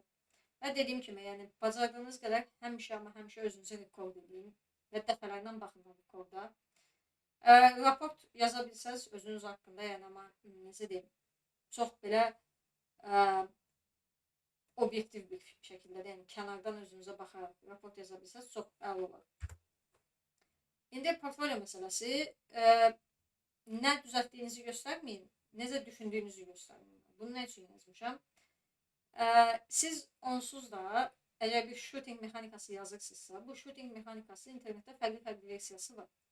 Siz göstərin ki, siz o shooting mexanikasında xüsusi olaraq o implementasiyanı niyə elədiniz? Məsələn, sizin shooting mexanikanızda deyək ki, xarakter bir əli ilə divar demək, balkondan asılı qalıb, digər əli ilə vura bilsin. Məsələn, artıq bu fərqli bir şeydir. Bunu da izah edin. Niyə belə elədiniz? Niyə? Çünki əgər oyunu mən maraq qatmaq istəyirəmsə, bu şəkildə eləyəcəm. Ən bəsit elə budur. Ən bəsit əsaslandırması. Şəxsi Unreal Engine proyektləriniz olsun və mümkün qədər çox olsun. Bunlardan mümkün qədər çox toollardan istifadə edin. Qəşəng environmentlar hazırlayın. Environment hazırlaya bilmirsinizsə özünüz sıfırdan, ən azından hazır asetləri götürüb səhnəni bəzəyin. Kompozisiyanız olsun yəni. Öyrətmək bazarınız olsun. Workshoplarda, bootcamplərdə, universitet tədbirlərində gedin, iştirak edin. Bunları nə qədər çox eləsəz, həm diliniz açılacaq, bir o qədər daha yaxşı öyrədəcəksiniz, həm də ki, özünüzü lokal community'yə bir o qədər çox təqdim edəsiniz ki, siz həqiqətən nəsə öyrədə bilirsiniz. Həmişə kontent düzəldin, mütləq şəkildə. YouTube-da tutoriallar yerləşdirin, öz, belə deyək, təcrübələrinizi, yəni oyun motoru ilə bağlı təcrübələrinizi həmişə yazın. Bloglar yazıb paylaşa bilərsiniz, online kurslar yarada bilərsiniz. Ya da mən çox tövsiyə elədiyim Google Forms'da, məsələn, bir şey düzəltdiniz, sizin xeyli vaxtınızı aldı da deyək. Götürün onu Google Forms'da SS alın, paylaşın. Bəlkə də o başqaları üçün çox xırda bir problemdir. Amma illa bir nəfər olacaq ki, o problemlə üzləşəcək. Götürün onu paylaşın Epic'in forumundakı. Mən bu problemlə üzləşdim, bu problemi də belə həll elədim. Kimsə bu problemlə üzləşirsə, bu yolu yoxlasın. Bir də community contributionlarınız olsun, dediyim kimi. Yəni, proqramist olmaq təkcə evdə oturub, necə deyim, qaranlıq otaqda kod yazmaq deyil də. Bacardığınız qədər çox adamdan tanış olun. Onları dinləyin. Məsələn, mən hackathonlarda mentor kimi iştirak eləmişdim. Demək olar ki, hər proyektdə hər tələbədə bir başqa bir şey görürdüm. O da çox xoş bir şeydir. Məsələn, biri soruşurdu ki, mən animasiyanı implement edə bilmirəm, blend space-imdə problem var. O birisi gəlirdi, deyirdi ki, işıqlandırmada problemim var. Biri gəlirdi, deyirdi ki, blueprint bura qədər işləyir, buradan sonrası işləmir, bilmirəm niyə. Yəni, belə yerlərdə nə qədər çox iştirak eləsəz, bir o qədər öyrətmə bacarığınız da artacaq. Öz şəxsi proyektlərinizi belə deyək, dokumentləşdirin. Nəyi əlavə edə bilərsiniz ola desəz? Məsələn, hər proyektin bir dənə hədəf olmalı. Məsələn, siz bu proyekti niyə yaratdınız, nə göstərmək istəyirsiniz? Texniki tərəfdən bu proyektdə necə bir çətinlik var? Hansı ki, siz üstəsindən gəldiniz, amma başqaları çətinlik çəkə bilər. Sizin yanaşmanız buna nə idi? Nəticə nə oldu? Screenshotlar, videolar. Bacarırsınızsa build alın, build'ı da qoyun ki, kimsə açıb oynaya bilsin. Və həmişə keyfiyyət önəmlidir. Yəni, 50 dənə level yaradıb, 100 dənə proyekt yaradacağınıza, 5 dənə, 6 dənə keyfiyyətli proyekt yaradın, onları paylaşın. Çünki onsuz da siz 50 dənə proyekt versəz belə, heç kim 50 dənə proyektə baxmayacaq da. Burada yazmışam. Spend limited time per portfolio. Sonra, yəni, siz 50 dənə proyekti qoymuşsunuz, ilk 5-inə baxdı, çox yaxşı bir şey yoxdur. Bəlkə də 40-cı çox mükəmməldir, amma adamın vecin olmayacaq. Çünki ilk 5-ində heç nə görmür. Öz düşüncənizi göstərin ki, yəni, məsələn, lesson learned yazmışam mən bura, düzdür, amma daha çox izah edin ki, məsələn, bu proyekt sizə nə qatdı? Bu proyekt sizə nəyi öyrətdi? Bu da əlbəttə ki, sizin öyrənmə qabiliyyətinizdən, öyrənməyə nə qədər açıq olduğunuzu göstərir ki, Unreal da lazım ola bilir. Yəni, mən authorized instructor oldum, mən hər şeyi bilirəm, məntiqi ilə yanaşmıram üstündə. O, müəllimlərə də əlavə tasklar yükləyirlər. Yəni, bəlkə də mən universitetdə yüklənmədiyim qədər taskı Unreal-da yüklənmişəm ki, xoşdur mənə. Və həmişə çalışın ki, fərqli sistemləri implement edə bildiyinizi göstərəsiniz. Yəni, bu o demək deyil ki, hamısından mükəmməl olun, amma ən azından T-tip insan olun. Yəni, bir sahədə ixtisaslaşın və buna yaxın sahələrdə də yüksək bacarıqlara və biliklərə sahib olun. Məsələn, project template-də də bəsitdir də. Niyə belə eləyir? Məlumatım çox yoxdur. Düz eləsin. Project template-də də məsələn, proyektin adını qeyd edin, tipini qeyd edin. Bu shooter-dır, puzzle-dır və s. Nə qədər vaxt çəkdi sizə bu proyekti yaratmaq və realistik olun da. Yəni, durub yüksək səviyyə bir dənə oyun düzəldib, durub desəz ki, bu mənə 3 ay mı çəkdi? İstərsəniz olsa inandırıcı olmayacaq. Hədəfinizi qoyun, hansı sistemləri istifadə elədiniz, bunu yerləşdirin, hansı çətinliklərlə üzləşdiniz, necə həll elədiniz, nəyi fərqli eləyərdiniz. Bir də videolar həmişə yerləşdirin. Yəni, ən mükəmməl versiya odur.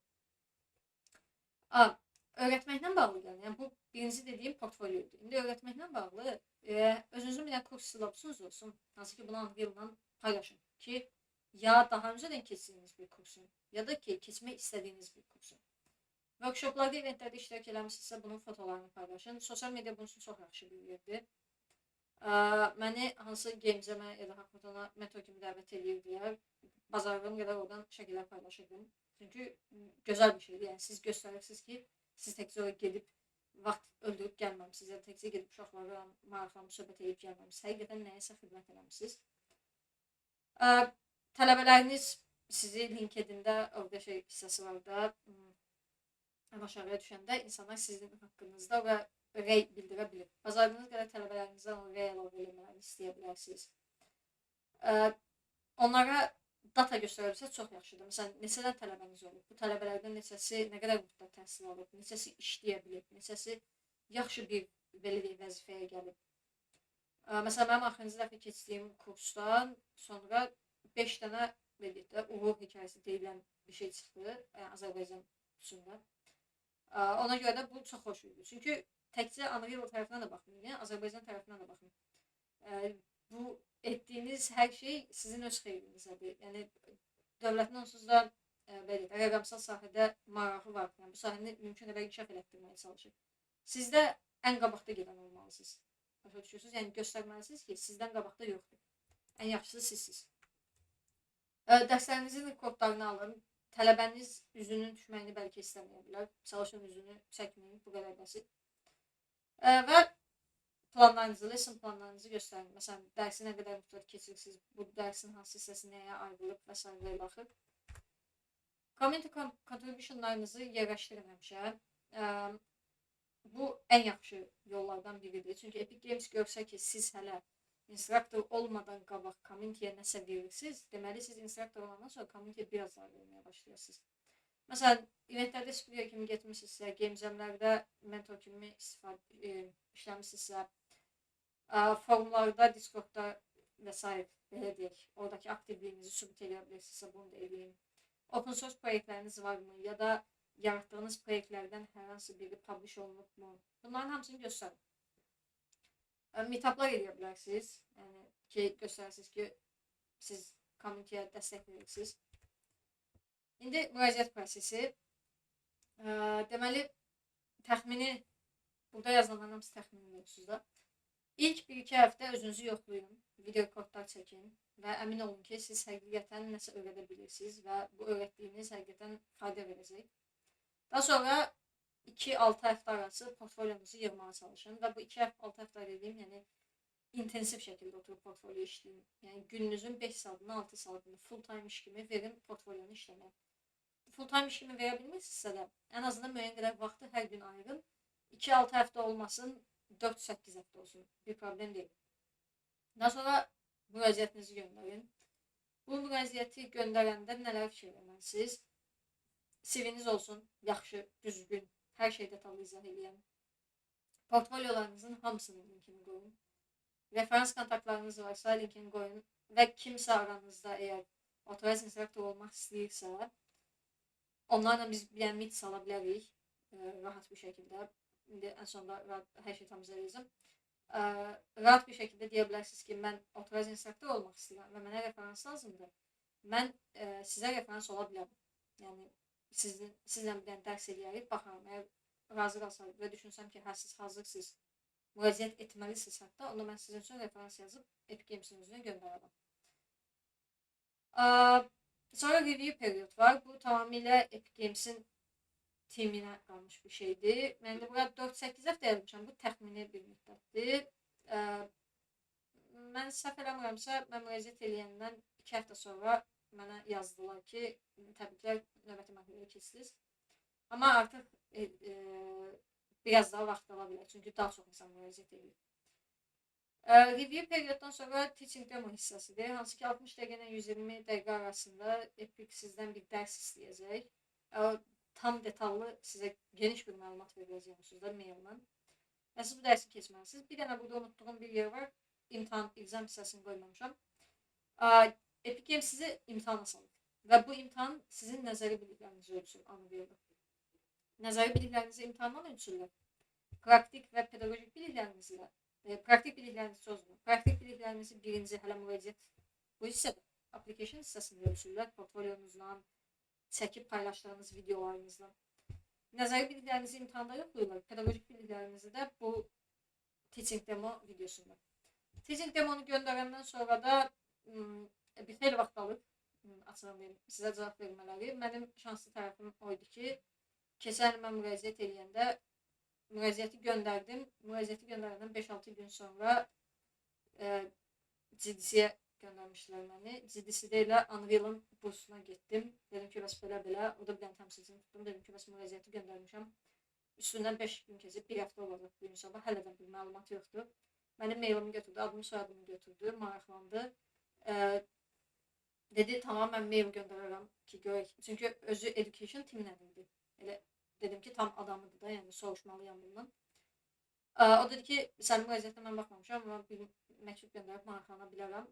2 gün sonra mənə mail gəldi ki, təbriklər, bəs sertifikatınız budur, təbrik edirik və s. ver baxın. Yəni, sizdə tam olaraq üz-üzə danışmaq fürsəti olmasa belə, e-mail yazmaq fürsəti hər zaman var. Yəni, 1 həftə keçdi, 2 həftə keçdi, gördünüz ki, cavab yoxdur, e-mail yazın. Çünki sizin əldə eləmək istədiyiniz bir nəticədir də bu. Siz canlandırmalısınız bunu. İndi əsas məsələ, necə bilirsiniz ki, həqiqətən hazırsınız? Birinci, özünüzlə dürüst olmalısınız. Yəni, çox dürüst olmalısınız hətta. Mən, məsələn, ilk başda videolar çəkib hazırlayanda, mən gördüm ki, mənim çətinlik hissəm danışıqdaydı. Yəni, mən otururdum, bir dənə mexanikanı göstərirdim. Videoda elə yer olurdu ki, 1 dəqiqə, 2 dəqiqə heç nə danışmamışam, kod yaza gedirəm. Bu düzgün deyil. Çünki bu elə bil ki, tələbəyə kodu vermək kimi bir şeydir. Siz izah etməlisiniz ki, niyə onu işlədirsiniz, nə üçün işlədirsiniz. Qısaca belə izah edeyim də. 20 dəqiqə özünüz danışmadan yaza bildiyiniz bir kodu dərs videosu çəkirsinizsə 40 dəqiqəyə 1 saata anlatmalısınız. Çünki siz bilirsiniz o nə işə yarayır. Amma tələbə bilməyə bilər. Bunu tam öyrətməlisiniz. Bu da təbii ki, pedagogik tərəfdəndir. Bir də məsələn 5 nəfərə dərs keçmişsinizmi bu günə qədər? Yəni minimal tutaq. 5 nəfərə dərs keçib öyrətmisinizmi? Sizin dərslərinizdə hansı planlarla dərsi keçmişsiniz? Özünüzü rekord edib review eləmişsinizmi? Baxmışsınızmı necə dərs keçirsiniz? Deyək ki, dərsi keçirsiniz, tələbə deyir ki, mən anlamadım filan hissəni, təzədən anlada bilirsinizmi? Onu təzədən anladanda daha sonraki dərsin vaxtını necə bölə bilirsiniz? Tələbələrdən yaxşı feedback almışsınızmı? Bir də ki, məsələn 45 dəqiqəlik bir dərsi clear bir şəkildə, yəni aydın bir şəkildə izah edə bilirəmmi? Bunlara baxmalısınız. Və öz təcrübənizi belə deyək, dokumentləşdirməyi bilməlisiniz. Yəni siz Unreal-a nəyi göndərsiniz? Unreal ona baxacaq. Sizin məsələn dərs videolar, siz Unreal-a YouTube-dan olan dərs videolarınızı göndərdiniz deyil. Sonra deyəsiniz ki, mənim YouTube-dakı dərs videolarıma baxmışsan, mənim Google Drive-da bir dənə qəşəng dərs videolarım var. Unreal-a maraqlı deyil, çünki sən ona YouTube-dakini göndərmişsən. Məsələn, GitHub repository'ni paylaşırsan, kitabında bəlkə də 20 dən çox yaxşı proyekt var, amma private-dir. Sən onu akses verməmişsən sonlara, onlar üçün ən çox private qalacaq.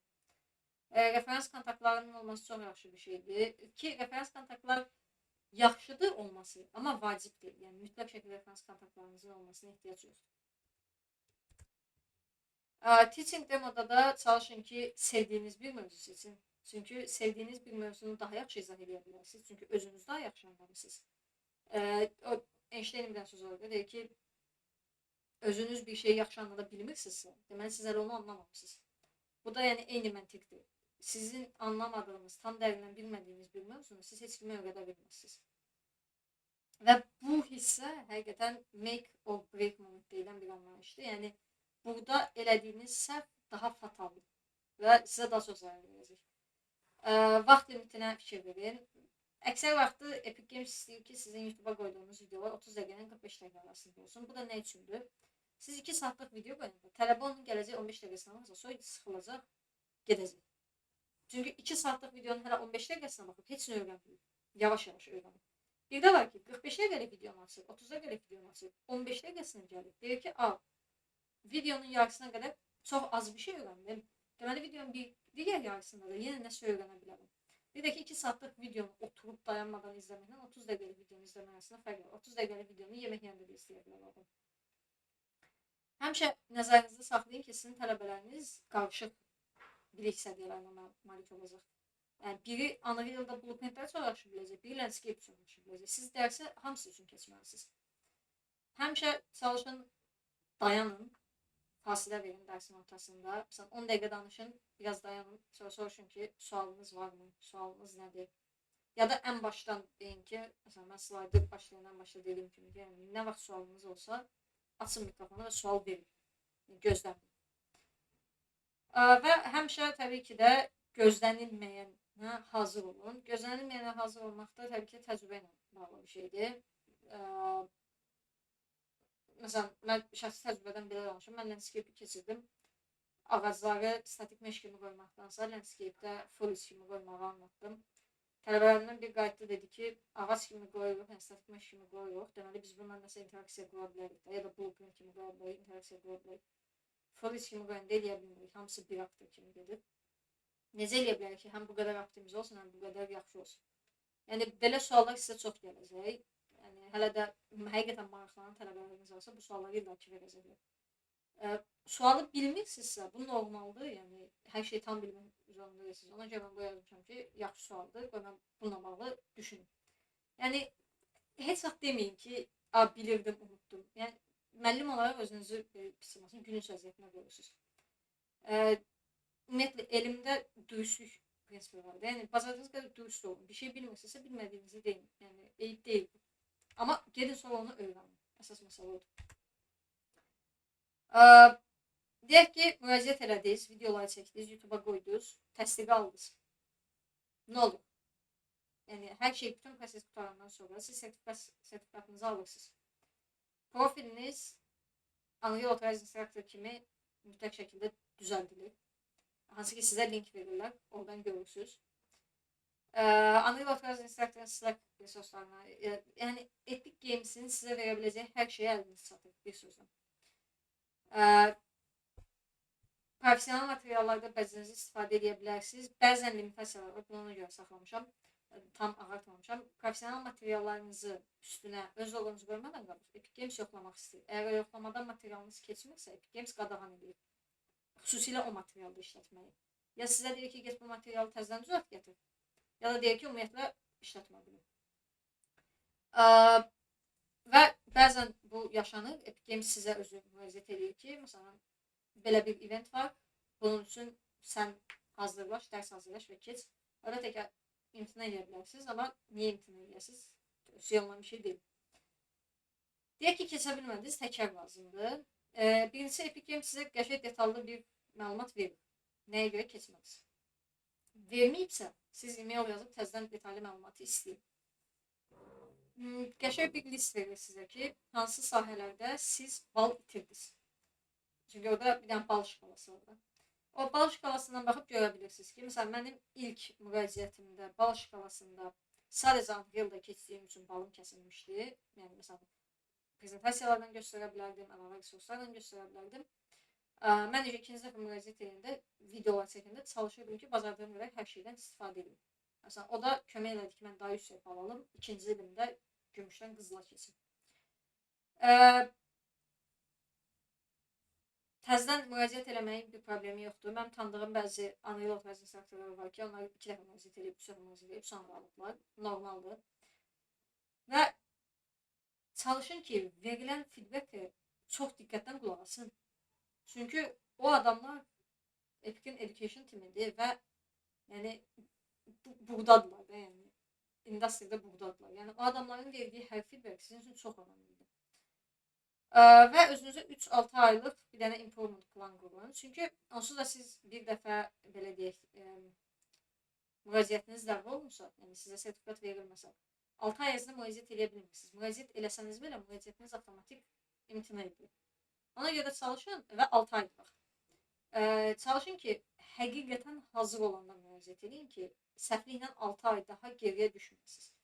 Ben bu slaytda səhv eləməmişə göstərmişdim. Bir saniye. Oradaydı. Tapa bilmirəm. İndi. Ama bir slaytda yadımdadır, yerləşdirmişdim ki, hazır olun, ondan sonra müraciət edin. Hazır istəyəndən sonra. Və bu səhvlərdir ki, mən tövsiyə edirəm ki, ümumiyyətlə eləməyəsiniz. Elə buradaydı. Çox tez müraciət eləməyin. Yəni hissi yaşamayın da özünüzdə ki, mən bunu tez əldə eləməliyəm, mən geridə qalıram. Qətiyyən elə düşünməyin. Nəfs alın, sakit olun, rahatlaşın və həqiqətən düzgün bir portfolyonuzu və hər şeyin yerində olandan sonra müraciət edin. Təkcə texniki bacarıqlarınızı göstərmək olmayacaq. Yəni təkcə kitab linkini verməklə sizə heç kim götürməyəcək mənim kimi. Ona görə deyirdim ki, YouTube səhifəniz olsun ki, videoları paylaşın. Öz dərs keçmə deyək də formanız monoloq bir stildə olmasın. Yəni sadəcə siz keçməyin. Gəlib slaydı üzündən açıb danışıb çıxıb getməyin. Ya da Unreal açıb sadəcə siz danışıb getməyin. İnteraktiv dərs qurun. Tələbələrinizin sual verməsini istəyin. Siz tələbələrinizə sual verin ki, dərsi başa düşüblər ya yox. Təbii ki də Weak Reference Selection var. Belə deyək də, məsələn, sizə biri tələbələrinizdən biri sizə referans yazıb ki, məsələn, mən bu müəllim mənə dərs keçib və s. Bir var tələbə orada detallı şəkildə izah eləsin ki, mənə nələr öyrədib, hansı sahələri öyrədib, hansı sahələrə fokuslanmağımı istəyib. Bir də var tələbə sadəcə yazır ki, mənə müəllim dərs öyrədib, məmnunam. Yəni, anlaya bilirsiniz də oradakı fərqi. Teaching demo göndərmirsinizsə, onsuz da birbaşa sizə mənfi cavab gəlir. Və teaching demonun keyfiyyəti ilə asılıdır. Yəni ki, çalışın teaching demonu göndərmədən qabaq ən azından 4 dənə demo dərsiniz olsun. Mən 5-dən 6-dan çəkmişdim, səhv eləmirəmsə. Tanıdığım nə qədər Unreal-da bilən insanlar varsa, yəni sözün həqiqi mənasında 5 dəfə Unreal-dan free dərs verdim. 5-6 nəfərə ki, gəlsinlər, fikirlərini bildirsinlər, dərsi öyrənsinlər, getsinlər. Və çox yaxşı bir şeydir. Yəni sizin özünüzə, yəni bir var video kameranı açıb tələbə olmayan yerdə dərs çəkib videonu yüklüyorsunuz. Bir də var ki, real mühitdə tələbəyə dərs keçirsiniz. Bunun özü kifayət qədər fərq yaradır. Çalışın lesson planlarınızı belə deyək, yaxşı tutun, ən qısa şəkildə desəm. Və hər dərsin özünün xüsusi bir lesson planı olsun. Yəni sizin blueprintdəki dərs ardıcıllığınız və dərs bölgünüz, məsələn, blueprintlərin bəsit anlayışlarına 20 dəqiqə ayırırsınızsa, animasiyanın bəsit anlayışlarına 20 dəqiqə ayıranda animasiyada çox şey itirəsiniz. Çünki animasiya biraz dərin mövzudur. Amma məsələn, blueprintin interfeys tərəfini siz 20 dəqiqə anladırsınızsa, o artıq orada da itirəsiniz. Çünki interfeys 20 dəqiqəlik bir mövzu deyil. Yəni bu tərəflərini artıq video dərslərinizi özünüz çəkərək görəcəksiniz. Və bir şeyi bilmirsinizsə, yalandan cavab uydurmayın. Yəni, bir şey bilmirsinizsə, bilmirəm deyin. Bunu Epic daha çox önəm verir. Nəinki bir şeyi yalandan cavab vermək. Məsələn, deyək ki, soruş ki, level sequence nədir? Level sequence nədir özü? Unreal-da sinematikləri yaradanda açılan bir level pəncərəsidir. Hansı ki, biz orada animasiyaları editləyirik və s. Siz əgər level sequence nə olduğunu bilmirsinizsə və adında sırf level var deyə durub levellardan danışsanız, artıq Unreal istər-istəməz bilir. Yəni, həqiqətən istər-istəməz bilir. Çünki level sequence, Unreal-daki hər şeyin adı elədir ki, siz onu başqa bir şeylə səhv sala bilməzsiniz. Yəni, oxşar adlar yoxdur, necə deyim, bir-birinin təkrarlanan xüsusiyyətlər, parametrlər yoxdur. Unreal başa düşəcək ki, siz yalan danışırsınız və əlbəttə ki, bu sizdə mənfi nəticə gətirəcək. Və təbii ki də not following up, yəni Unreal-a müraciəti göndərdiniz, cavab verməyibsə yazın. Yəni mən hər mərhələdə ən az 2 dəfə mail yazmışam onlara ki, nəticə nə oldu? Bezdirin. Yəni hörmətsiz bir şey yazmadığınız müddətcə, təkrar eləmədiyiniz müddətcə öz progresiyanızla bağlı məlumat almaq sizin ən təbii haqqınızdır və bunu istəyin, tələb edin. İndi keçək mən nə öyrəndim bu prosesdən. Proses həqiqətən sizi yaxşılaşdırır. Çünki dediyim kimi, mən daha əvvəl video dərsləri çəkəndə çox danışmırdım. Edirdim, sonra qısaca üstündən keçirdim. O mənə kömək elədi ki, əslində elə deyil. Bir də bəzən bilmədiyim yerlər həqiqətən olurdu. Onları araşdırıb öyrəndim. İlk olan, yəni yaradıq bu aydın məsələdir. Mənim də çalışdığım odur ki, bu sayı artıraq. Yəni, məsələn, Qafqazda ilk dəfə 10 dənə Unreal Auto instruktoru olan ölkə olur. Yəni, bunun üçün əsas çalışıram, sağlayıram bu dəqiqə. Iteration normaldır. Yəni, dediyim kimi, bir dəfə müraciət eləsiz olmanıza, 2 dəfə müraciət eləsiz olmanıza 3-də götürəsiz. Məsələ odur ki, müraciət eləyəndə özünüzün 100%'ində olduğunuzu əmin olun. Çünki özünüzün 70%'ində müraciət eləsiniz. Deyəsiniz ki, mən onsuz da 100%'imi vermədim, ona görə itirdim. Yəni, mən az bilirəm deyə deyil, az göstərdim deyədir. 6 ay gözləyim, sonra təzədən müraciət edirəm. Belə olsa özünüzə ziyandır. Çalışın ki, həmişə 100%'inizi verin ki, məğlub olsanız belə, yəni götürə bilməsəz belə. Bilin ki, 100%'iniz demək ki, kifayət deyilmiş, biraz daha artırmaq lazımdır. Bir də ki, mindset hər şeydir, dediyim kimi. Bu sertifikasiya prosesinə yəni, imtahandan kəsilmək və ya keçmək kimi baxmayın. Çünki dediyim kimi, olsa 6 aydan bir təzədən buna müraciət edə bilirsiniz. Həmişə çalışın ki, hər mərhələdə nəsə öyrənməyə çalışın. Məsələn, bir mərhələdə CV-nizi düzəltməyə öyrənəsiniz, o birisi mərhələdə dərsinizi yaxşı keçməyə öyrənəsiniz və bunların hamısı üst-üstə yığılacaq. Özünüzə bir dənə community yığın və o community'nin həmişə çalışın bu sahənin içinə çəkin. Yəni 10 nəfər belə yığsaz, sizin üçün bəsdir. 10 nəfərlə başlayın, o 10 nəfər başqa 10 nəfər gətirək, o 10 nəfər başqa 10 nəfər gətirək. Belə artıq community'niz böyüyür. Məsələn, mənim tələbələrimin çoxunu mən də tapmışam. Və dediyim kimi, yəni, teaching konkret olaraq, yəni, bacarıqlarımı inkişaf elətdirdi. Çünki əvvəl mən nəyisə sadəcə yazıb gedirdim, amma bir yerdən sonra artıq gördüm ki, anlatdıqca mən özüm də o mövzuda belə deyil. Məsələn, şey düşünürdüm. Mən castingi anladıram, çoxlu cast eləmək olmaz, interfeys istifadə eləmək lazımdır. Sonra özümə deyirdim ki, başqa bir yol varmı görürsən castla interfeysin arasında? Çünki interfeys biraz advanced bir topika gedir. Yəni, interface kadar advanced bir topik olmasın ama cast kadar da performansı yemeyen bir şey olsun. Oturup onu araştırırsınız. Sonra görürsünüz ki mesela bir defa cast edip onu variable kimi save eləmək və variable'dan hər dəfə çağırmaq daha yaxşıdır, daha asandır, daha sürətlidir. Interface kadar vaxtınızı alınır, cast kadar performansdan yenir. Yani bu şeylerin hamısını da öyrənirsiniz. Kısaca böyle deyim. Bu səhifəni keçəcəm. Çox, yəni sizə aid deyil deyə. Opportunity nədir? Sizin buradan sonra əldə edəcəyiniz. Universitetlərdə müəllim kimi işləyə bilərsiniz. İndi Azərbaycanda universitetdə müəllim kimi işləmək üçün magistr diplomu lazımdır. Və gəlin real danışaq da, yəni bakalavrınız və magistr ixtisasınız oyun sayəsində olmaya bilər. Yəni əsas fakt odur ki, sizin magistr diplomunuz olsun və siz bu sertifikatı da onun üstünə qoyub müəllim kimi işləyə bilərsiniz, dərs keçə bilərsiniz. Dərs olmasa belə eventlər edə bilərsiniz. Kooperativ treynerlər var. Bunlar çox belə advanced səviyyədir. Yəni, hansı ki, gününə 1000 avro, 5000 avro qazananlar var. Bu necədir? Məsələn, deyək ki, bir şirkət Unreal Engine istifadə edir və bir dənə bug'da ilişib qalıblar və heç bir şəkildə bu bug'ın həllini tapa bilmirlər. Və artıq onlar elə olanda Unreal Authorized Instructorlara və Epic Games'in developerlarına müraciət edirlər. Ki bizim belə bir problemimiz var. Bu problemi belə də outsource edəcək bir proqramistdir və günlük ödəyəcəyimiz miqdar onlara budur. O qədər o problem onlar üçün böyük bir məsələdir ki, o bug, o error. Yəni onlar həqiqətən yüksək məbləği ödəməyə razı olurlar. Online kurslar yarada bilərsiniz. Fərqli platformlarda, Udemy'də, Coursera'da ya da özünüz website qurmağı bilirsinizsə, bəsit bir website qurub videolarınızı website-da yerləşdirə bilərsiniz. Epic'in öz instruktoru ola bilərsiniz, hansı ki, çox böyük bir uğurdur. Şəxsən mənim nəzərimdə Unreal Engine'in rəsmi YouTube kanalında paylaşılan videoların hamısı Epic'in öz instruktorları tərəfindən çəkilir. Yəni bu yolda gedə bilərsiniz. Oyun stüdyolarında konsultant kimi işləyə bilərsiniz ya da oyun konsultasiyası verən şirkətlərdə işləyə bilərsiniz. Hansı ki, o şirkətlər nə işi görür? Onlar özləri oyun yaratmır. Sadəcə onların çox gözəl bir mentor heyəti olur.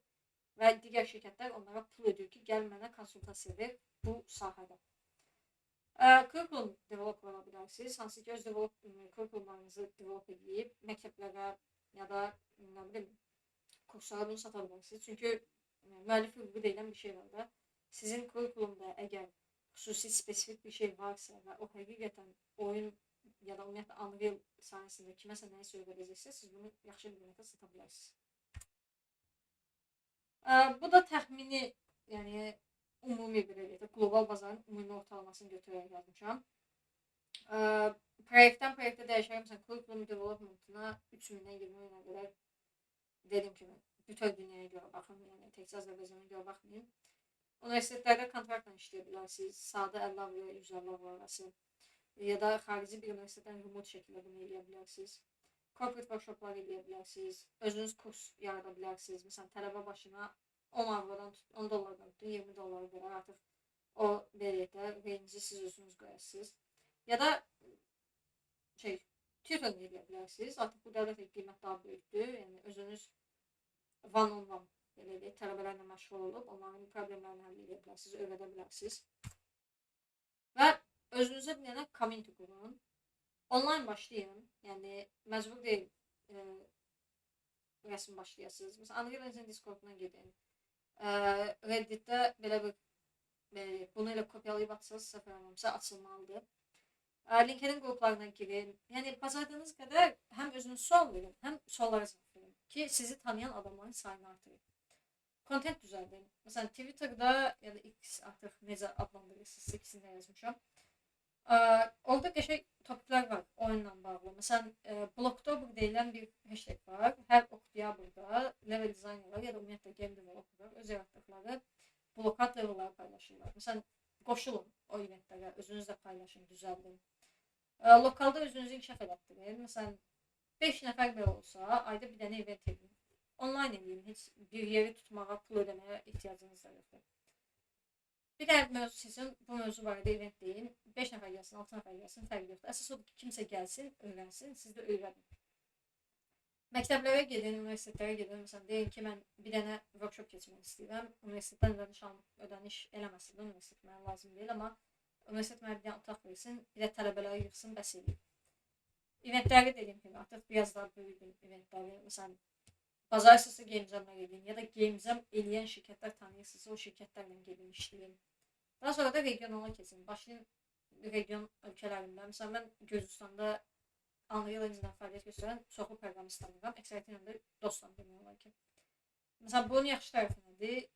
Azərbaycanda Unreal-a bir yanaşma varsa, Gürcüstanda bir yanaşma var, Rusiyada bir yanaşma var. Siz artıq hər yanaşmadan bir şey öyrənirsiniz, özünüzü inkişaf etdirirsiniz. Bu resursların istəyirsinizsə şəklini çəkə bilərsiniz ya da slaydı sonradan mən təqdim edə bilərəm.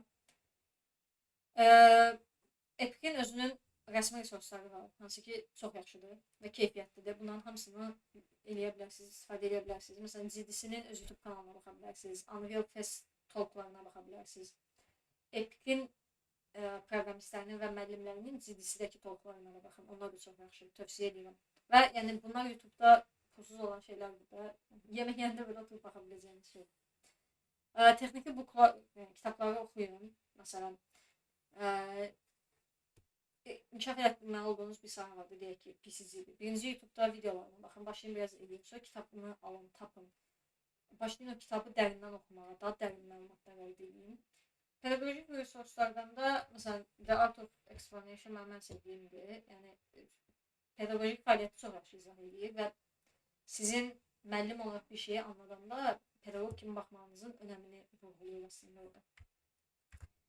Bu da 90 günlük belə bir necə deyim, action plandır ki, hansı ki, əgər maraqlanırsınızsa, authorized instructor olmağa 90 gün, 3 ay özünüzə vaxt verə bilərsiniz. İlk ay diaqnoza bildir, hansı ki, özünüzün həqiqətən hazır olduğuna əmin olun. Ən böyük 2 texniki probleminizi müəyyən edin, nədir? Yəni, Unreal öyrətmək barədə. Bir dənə xırda topik seçin, hər həftə onu öyrədin. 5 nəfərə, 4 nəfərə, 3 nəfərə.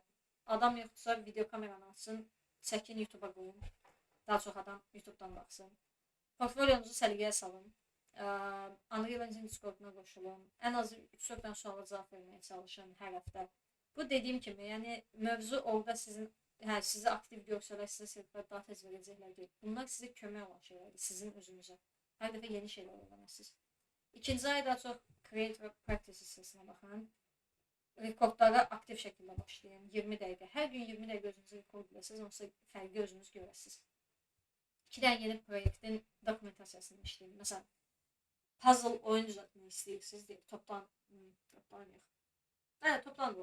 dənə puzzle oyun düzəltəsiniz. Bunun qəşəng bir dokumentasiyasını hazırlayın ki, sıfırdan axıra qədər nələr lazımdır. Çünki o dokumentasiya ilə sizin nə öyrədəcəyinizdir. Məsələn, mənim dəftərlərim var idi. Mən orada əlimdən yazırdım. Məsələn, bu olmalıdır, bu olmalıdır, bu olmalıdır. Sonra dedim ki, bu aralıqda bu boşluq var, buranı da doldurmaq lazımdır. Bir dənə özünüzə lesson plan hazırlayın və əlbəttə ki, vaxtla. Çünki siz əmin olmalısınız ki, sizin 30 dəqiqəyə keçə biləcəyiniz bir dərsi siz 1 saata keçmirsiniz. 1 saata keçsəz, biri deyəcək ki, 30 dəqiqəlik mövzunu 1 saata almaqda boş vaxt itkisidir. Amma 30 dəqiqəyə keçməli olduğunuz bir mövzunu 20 dəqiqəyə keçin. Yəni, həqiqətən 30 dəqiqəliksə 30 dəqiqə keçin. Referans üçün bazardığınız qədər adamlara müraciət etməyə çalışın. Dediyim kimi, kiminsə marağı varsa, həqiqətən bu sayədə getmək istəyirsən, mən referans ola bilərəm. Müraciət eləməyiniz bəs. Bir dənə də dediyim kimi, workshop eləyin, heç bir ödəniş gözləməyin. Universitetlərdə eləyə bilərsiniz, məktəblərdə eləyə bilərsiniz. Çalışın ki, hədəf auditoriyandan eləyin. Çünki gedib məktəbdə, necə deyim, ədəbiyyatdan 5 almağa çalışan bir dənə uşağı gəlib Unreal öyrətsiniz, onsuz da anlamayacaq. Ya da universitetdə gedib ədəbiyyat fakültəsində oxuyana gəlib siz proqramlaşdırma keçsəz, çox da marağı olmayacaq. Əlbəttə ki, yəni istisnalar ola bilər. Ədəbiyyat fakültəsində oxuyub onun sayəsində gələ bilər, söz yox. Amma bu sayədə olan adamlar daha çox proqramlaşdırmalarda ya da IT ixtisaslarında, mühəndisliklərdə olur. Yəni onlara baxsanız daha yaxşı olar. 3-cü ayda artıq yekunlaşdırma ayıdır və müraciət ayıdır. Əmin olun ki, həqiqətən siz yaxşısınız, müraciət edə bilərsiniz və yəni, bu hissələrə diqqət yetirin ki, portfolyonuz tamdır, ən azından 2-3 dənə referansınız var. Referansınız olmasın olur dediyim kimi, amma olsa da olur. Daha sonra belə 8 dənə nüans desək, ümumiləşdirmək üçün də bütün slaydı. Unreal Authorized Instructor siz Authorized Instructor proqramı sizin həm texniki, həm pedaqojik fəaliyyətlərinizə baxır. Yəni deməyin ki, mənim texniki qabiliyyətlərim çox yaxşıdır. Mən 10 ildir, 20 ildir game dev sahəsindəyim, işləyirəm, məni niyə seçmədilər? Deməli, pedaqojik fəaliyyətiniz zəifdir. Teaching demo əsas vacib partdır. Sizin 9 ay, 9 həftə, nə bilim 10 gün nə qədər artıq hazırlaşacaqsınızsa ümumilikdə, onun 60%-i teaching demoya hazırlaşmanızı getməlidir. Çünki teaching demonu yaxşı verməsəniz, onsuz da kəsiləsiniz. Yəni nə qədər yaxşı portfolio ilə getsiniz belə. Portfolionuz sizin necə düşündüyünüzü göstərməlidir, nə düzəltdiyinizi. O environment-ı hamı düzəldir, amma siz o environment-ı niyə elə düzəltmişsiniz?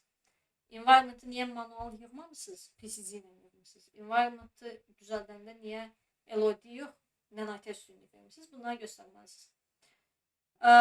Bu dördüncü çıxaq, daha çox belə deyək də, niyə olmalısınız? Belə silək. Niyə olmalısınız? Ona görə ki, akademik fəaliyyətdə, korporativ fəaliyyətdə önə çıxmalısınız, göstərməlisiniz özünüzü.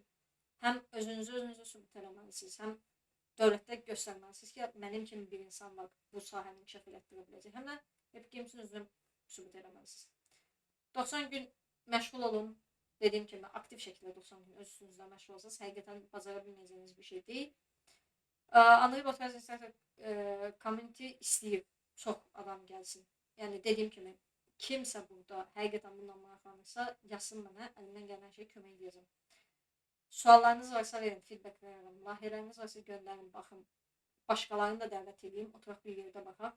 Sizə ümumi feedbacklər verir ki, nəyə düzəltsiniz daha yaxşı olur. Bizə də xoşdur ki, bazardığımız qədər çox müəllimləri qoyqatıq. Rejection almaq, məğlub olmaq demək deyil, yenə də deyirəm, təkrardan müraciət edirsiniz, hər dəfə onsuz da bir feedback alırsınız, ruhdan düşməyinizsə. Bir də ki, gaming industri elədir ki, yəni hər dəfə böyüyür, dayanmadan böyüyür və bir yaxşı tərəfi var ki, hal-hazırda T-tip insanları daha çox axtarırlar. Əvvəl birinci deyirdilər ki, ilk başlayanda gaming industri deyirdilər ki, bir insan mümkün olaraq hər şey bilsin. Sonra dedilər ki, hər bir şey mümkün deyil, hamı ixtisaslaşmalıdır, hər bir şey bilməlidir. İndi deyirlər ki, hər bir şey bilməməlidir, hər bir şey çox yaxşı bilməlidir və ona yaxın sahələrdə də kifayət qədər yaxşı bacarıqlı olmalıdır. Ona görə çalışın özünüzü o sahələrdə də full inkişaf elətdirəsiniz. Həqiqətən həm, indi məsələn gamingdə layofflar çox olur da. Bir gün bir şirkət oranı 100 dənə işçisini çıxardır, o bir gün 50 dənə işçisini çıxardır. Amma bunların detaylı baxanda görürsünüz ki, o işdən çıxartdığı 100 dənə işçisi, məsələn, 10 dənəsi işıq artistidir. Adam deyir ki, mən sadəcə işığın bu hissəsinə baxıram, məsələn deyirəm.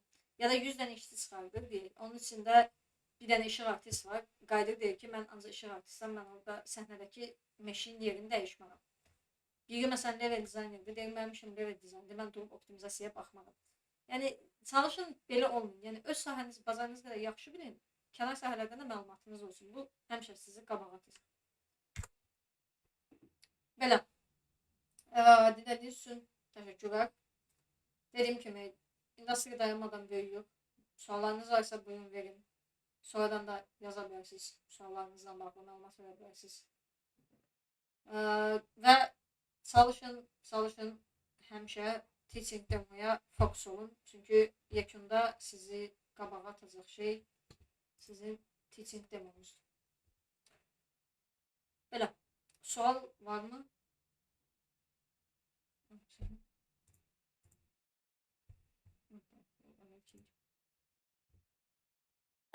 Mənim var. Sual soruşa bilərəm. Sizcə süni intellektin bu sahəyə təsiri necə olacaq və ya necədir hal-hazırda? Süni intellekti belə deyim. Mən süni intellektin əleyhinə deyim. Birinci onu deyim. Yəni, süni intellekti düşman da deyim. Özüm də kifayət qədər işlədim. Məsələ burasındadır ki, sən süni intellekti necə işlədirsən və həmin süni intellekt sənin bilik bacarıqlarına nə dərəcədə təsir edir. Məsələn, süni intellektin agent, bir də ask funksiyası var. Agent odur ki, sən deyirsən, hər şey sənin yerinə edir. Ask odur ki, sən soruşursan, sənə izah edir. Ask funksiyasını mümkün qədər çox işlədir. Yəni, hər şeyi soruşur. Mən nəyisə oxuyuram, məsələn, bir məqaləndə, gamdə ilə bağlı, ya Unreal Music ilə bağlı. saniye bunu şöyle bağlayayım. Mesela mən oxuyuram, deyirəm ki, bir dəqiqə, mən bu hissəni başa düşürəm. Çünki bəzən məqalələr çox yüksək səviyyə ingilis dilində yazılır, tam anlamıram. O hissəni screenshot edirəm, atıram AI-yə, deyirəm ki, bunun məndə çox bəsit dildə izah edir. Bəsit dildə izah edir. Bəzən deyirəm ki, Azərbaycan dilində izah edir. Bəzən deyirəm ki, izahını bəyənmədim, heç nə anlamadım, dildə izah edir. Bu yaxşıdır, bunu həmişə bir dənə bug var, deyək ki, kodunda, heç cür tapa bilmirsən. YouTube axtardım, internet axtardım, yəni Unreal forma baxdım, heç cür error çıxdı, nə deyək. Errorun şəklini çək, at çəkirdi, hər hansı AI hansını istifadə edirsənsə. Soruş ki, bunu necə düzəltdilər? Burada problem nədir? Yəni AI-ın nəyisə sənin üçün düzəltməyinə icazə vermir, amma sənə öyrətməyinə icazə verir. Yəni öyrətmək üçün istənilən tooldan istifadə edə bilirsən. Yəni AI ilə yaradılan oyunları əgər soruşursansa, məsələn, indi təzəli tendensiya var, xüsusi enzinlər var, AI ilə oyun yarada bilirsən, kodu yazırsan, düzəldirsən. O oyunlar... 3 dövrədə bir də kod hissəsində inkişaf edir. O oyunların hamısına baxsan, bir şey görəsən ki, o ümumiyyətlə AI internetdəki kodu oxuyur. Yəni internetdə public olan kodları oxuyur. Kimsə bir dənə FPS oyun düzəldib, biraz farkı var, biraz belə, biraz da onu qoyub internetə. Bunun kimi 5-6 nəfər də qoyub. AI bu kodları oxuyur. Sənə buna görə kod verir. Yəni sənin oyunun, başqa bir oyunun dəfələrlə dəyişdirilmiş replikası olur. Orada orijinallıq deyə bir şey yoxdur. Məsələn, AI ilə 3D düzəldə bilərsən deyə oyun asetləri. Amma topologiya problemi. Topologiya problemi olanda oyunda optimizasiya düşür. Yəni o aseti atırsan oyuna, səhnədə heç yoxdur, amma oyun donmağa başlayır. Çünki topologiya pisdir və indi biraz renderingdən danışaq ki, hər dəfə onun hər nöqtəsi render olunanda birləşməyən topologiyaların hamısında təkrar render edir. Ta ki o birləşmə nöqtəsini tapana qədər. Və birləşmə nöqtəsi də yoxdur deyə o render orada sonsuzluğa qədər gedir. Yəni nə qədər ki kamera o aseti görür, sonsuzluğa qədər o renderləmə prosesi gedir. Yəni ona görə də AI-ın sənin üçün nəsə düzəltməyinə icazə vermir, amma AI pul kimi işlər sənə öyrətsin. Yəni, bu çox normaldır. Başa düşdüm, təşəkkürlər.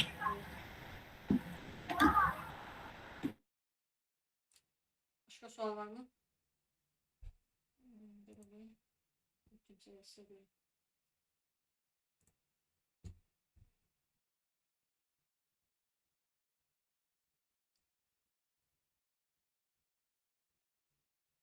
Başqa sual var?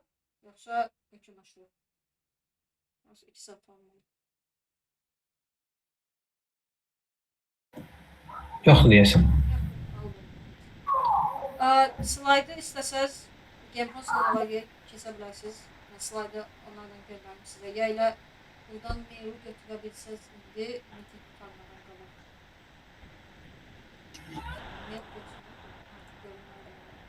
LinkedIn hesabımızda paylaşamazsınız. Necə? LinkedIn hesabımızda paylaşamazsınız. LinkedIn-də paylaşmayacağım. Mən maili buraya yazdım. Kaydetdim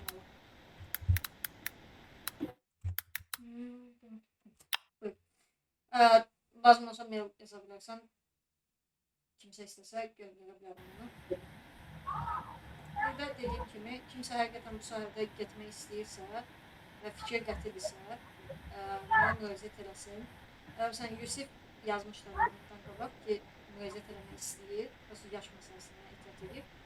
Yaşa çox fikir vermirlər Yusif. Yəni, neçə yaşının olduğuna o qədər də önəm vermirlər. Amma məsələ nədir? Neçə müddətdir Unreal işlədirsən, ona biraz baxırlar. Yəni, məsələn, səni mən tanıdığım qədərini deyim, 1 il olacaq Unreal işlədirsən. 1 ildə Unreal işlədib proyekt yaradan adamın daha çox şey gözləyirlər o sertifikatı verə bilmək üçün. Yəni, o sahədə getmək istərsə də yenə də müraciət həmişə edə bilərsən, qısa konkret. Reject versələr də səbəbini deyirlər, həmin səbəbin üstündə işləyib təzdən müraciət edirsən, düzəldirsən.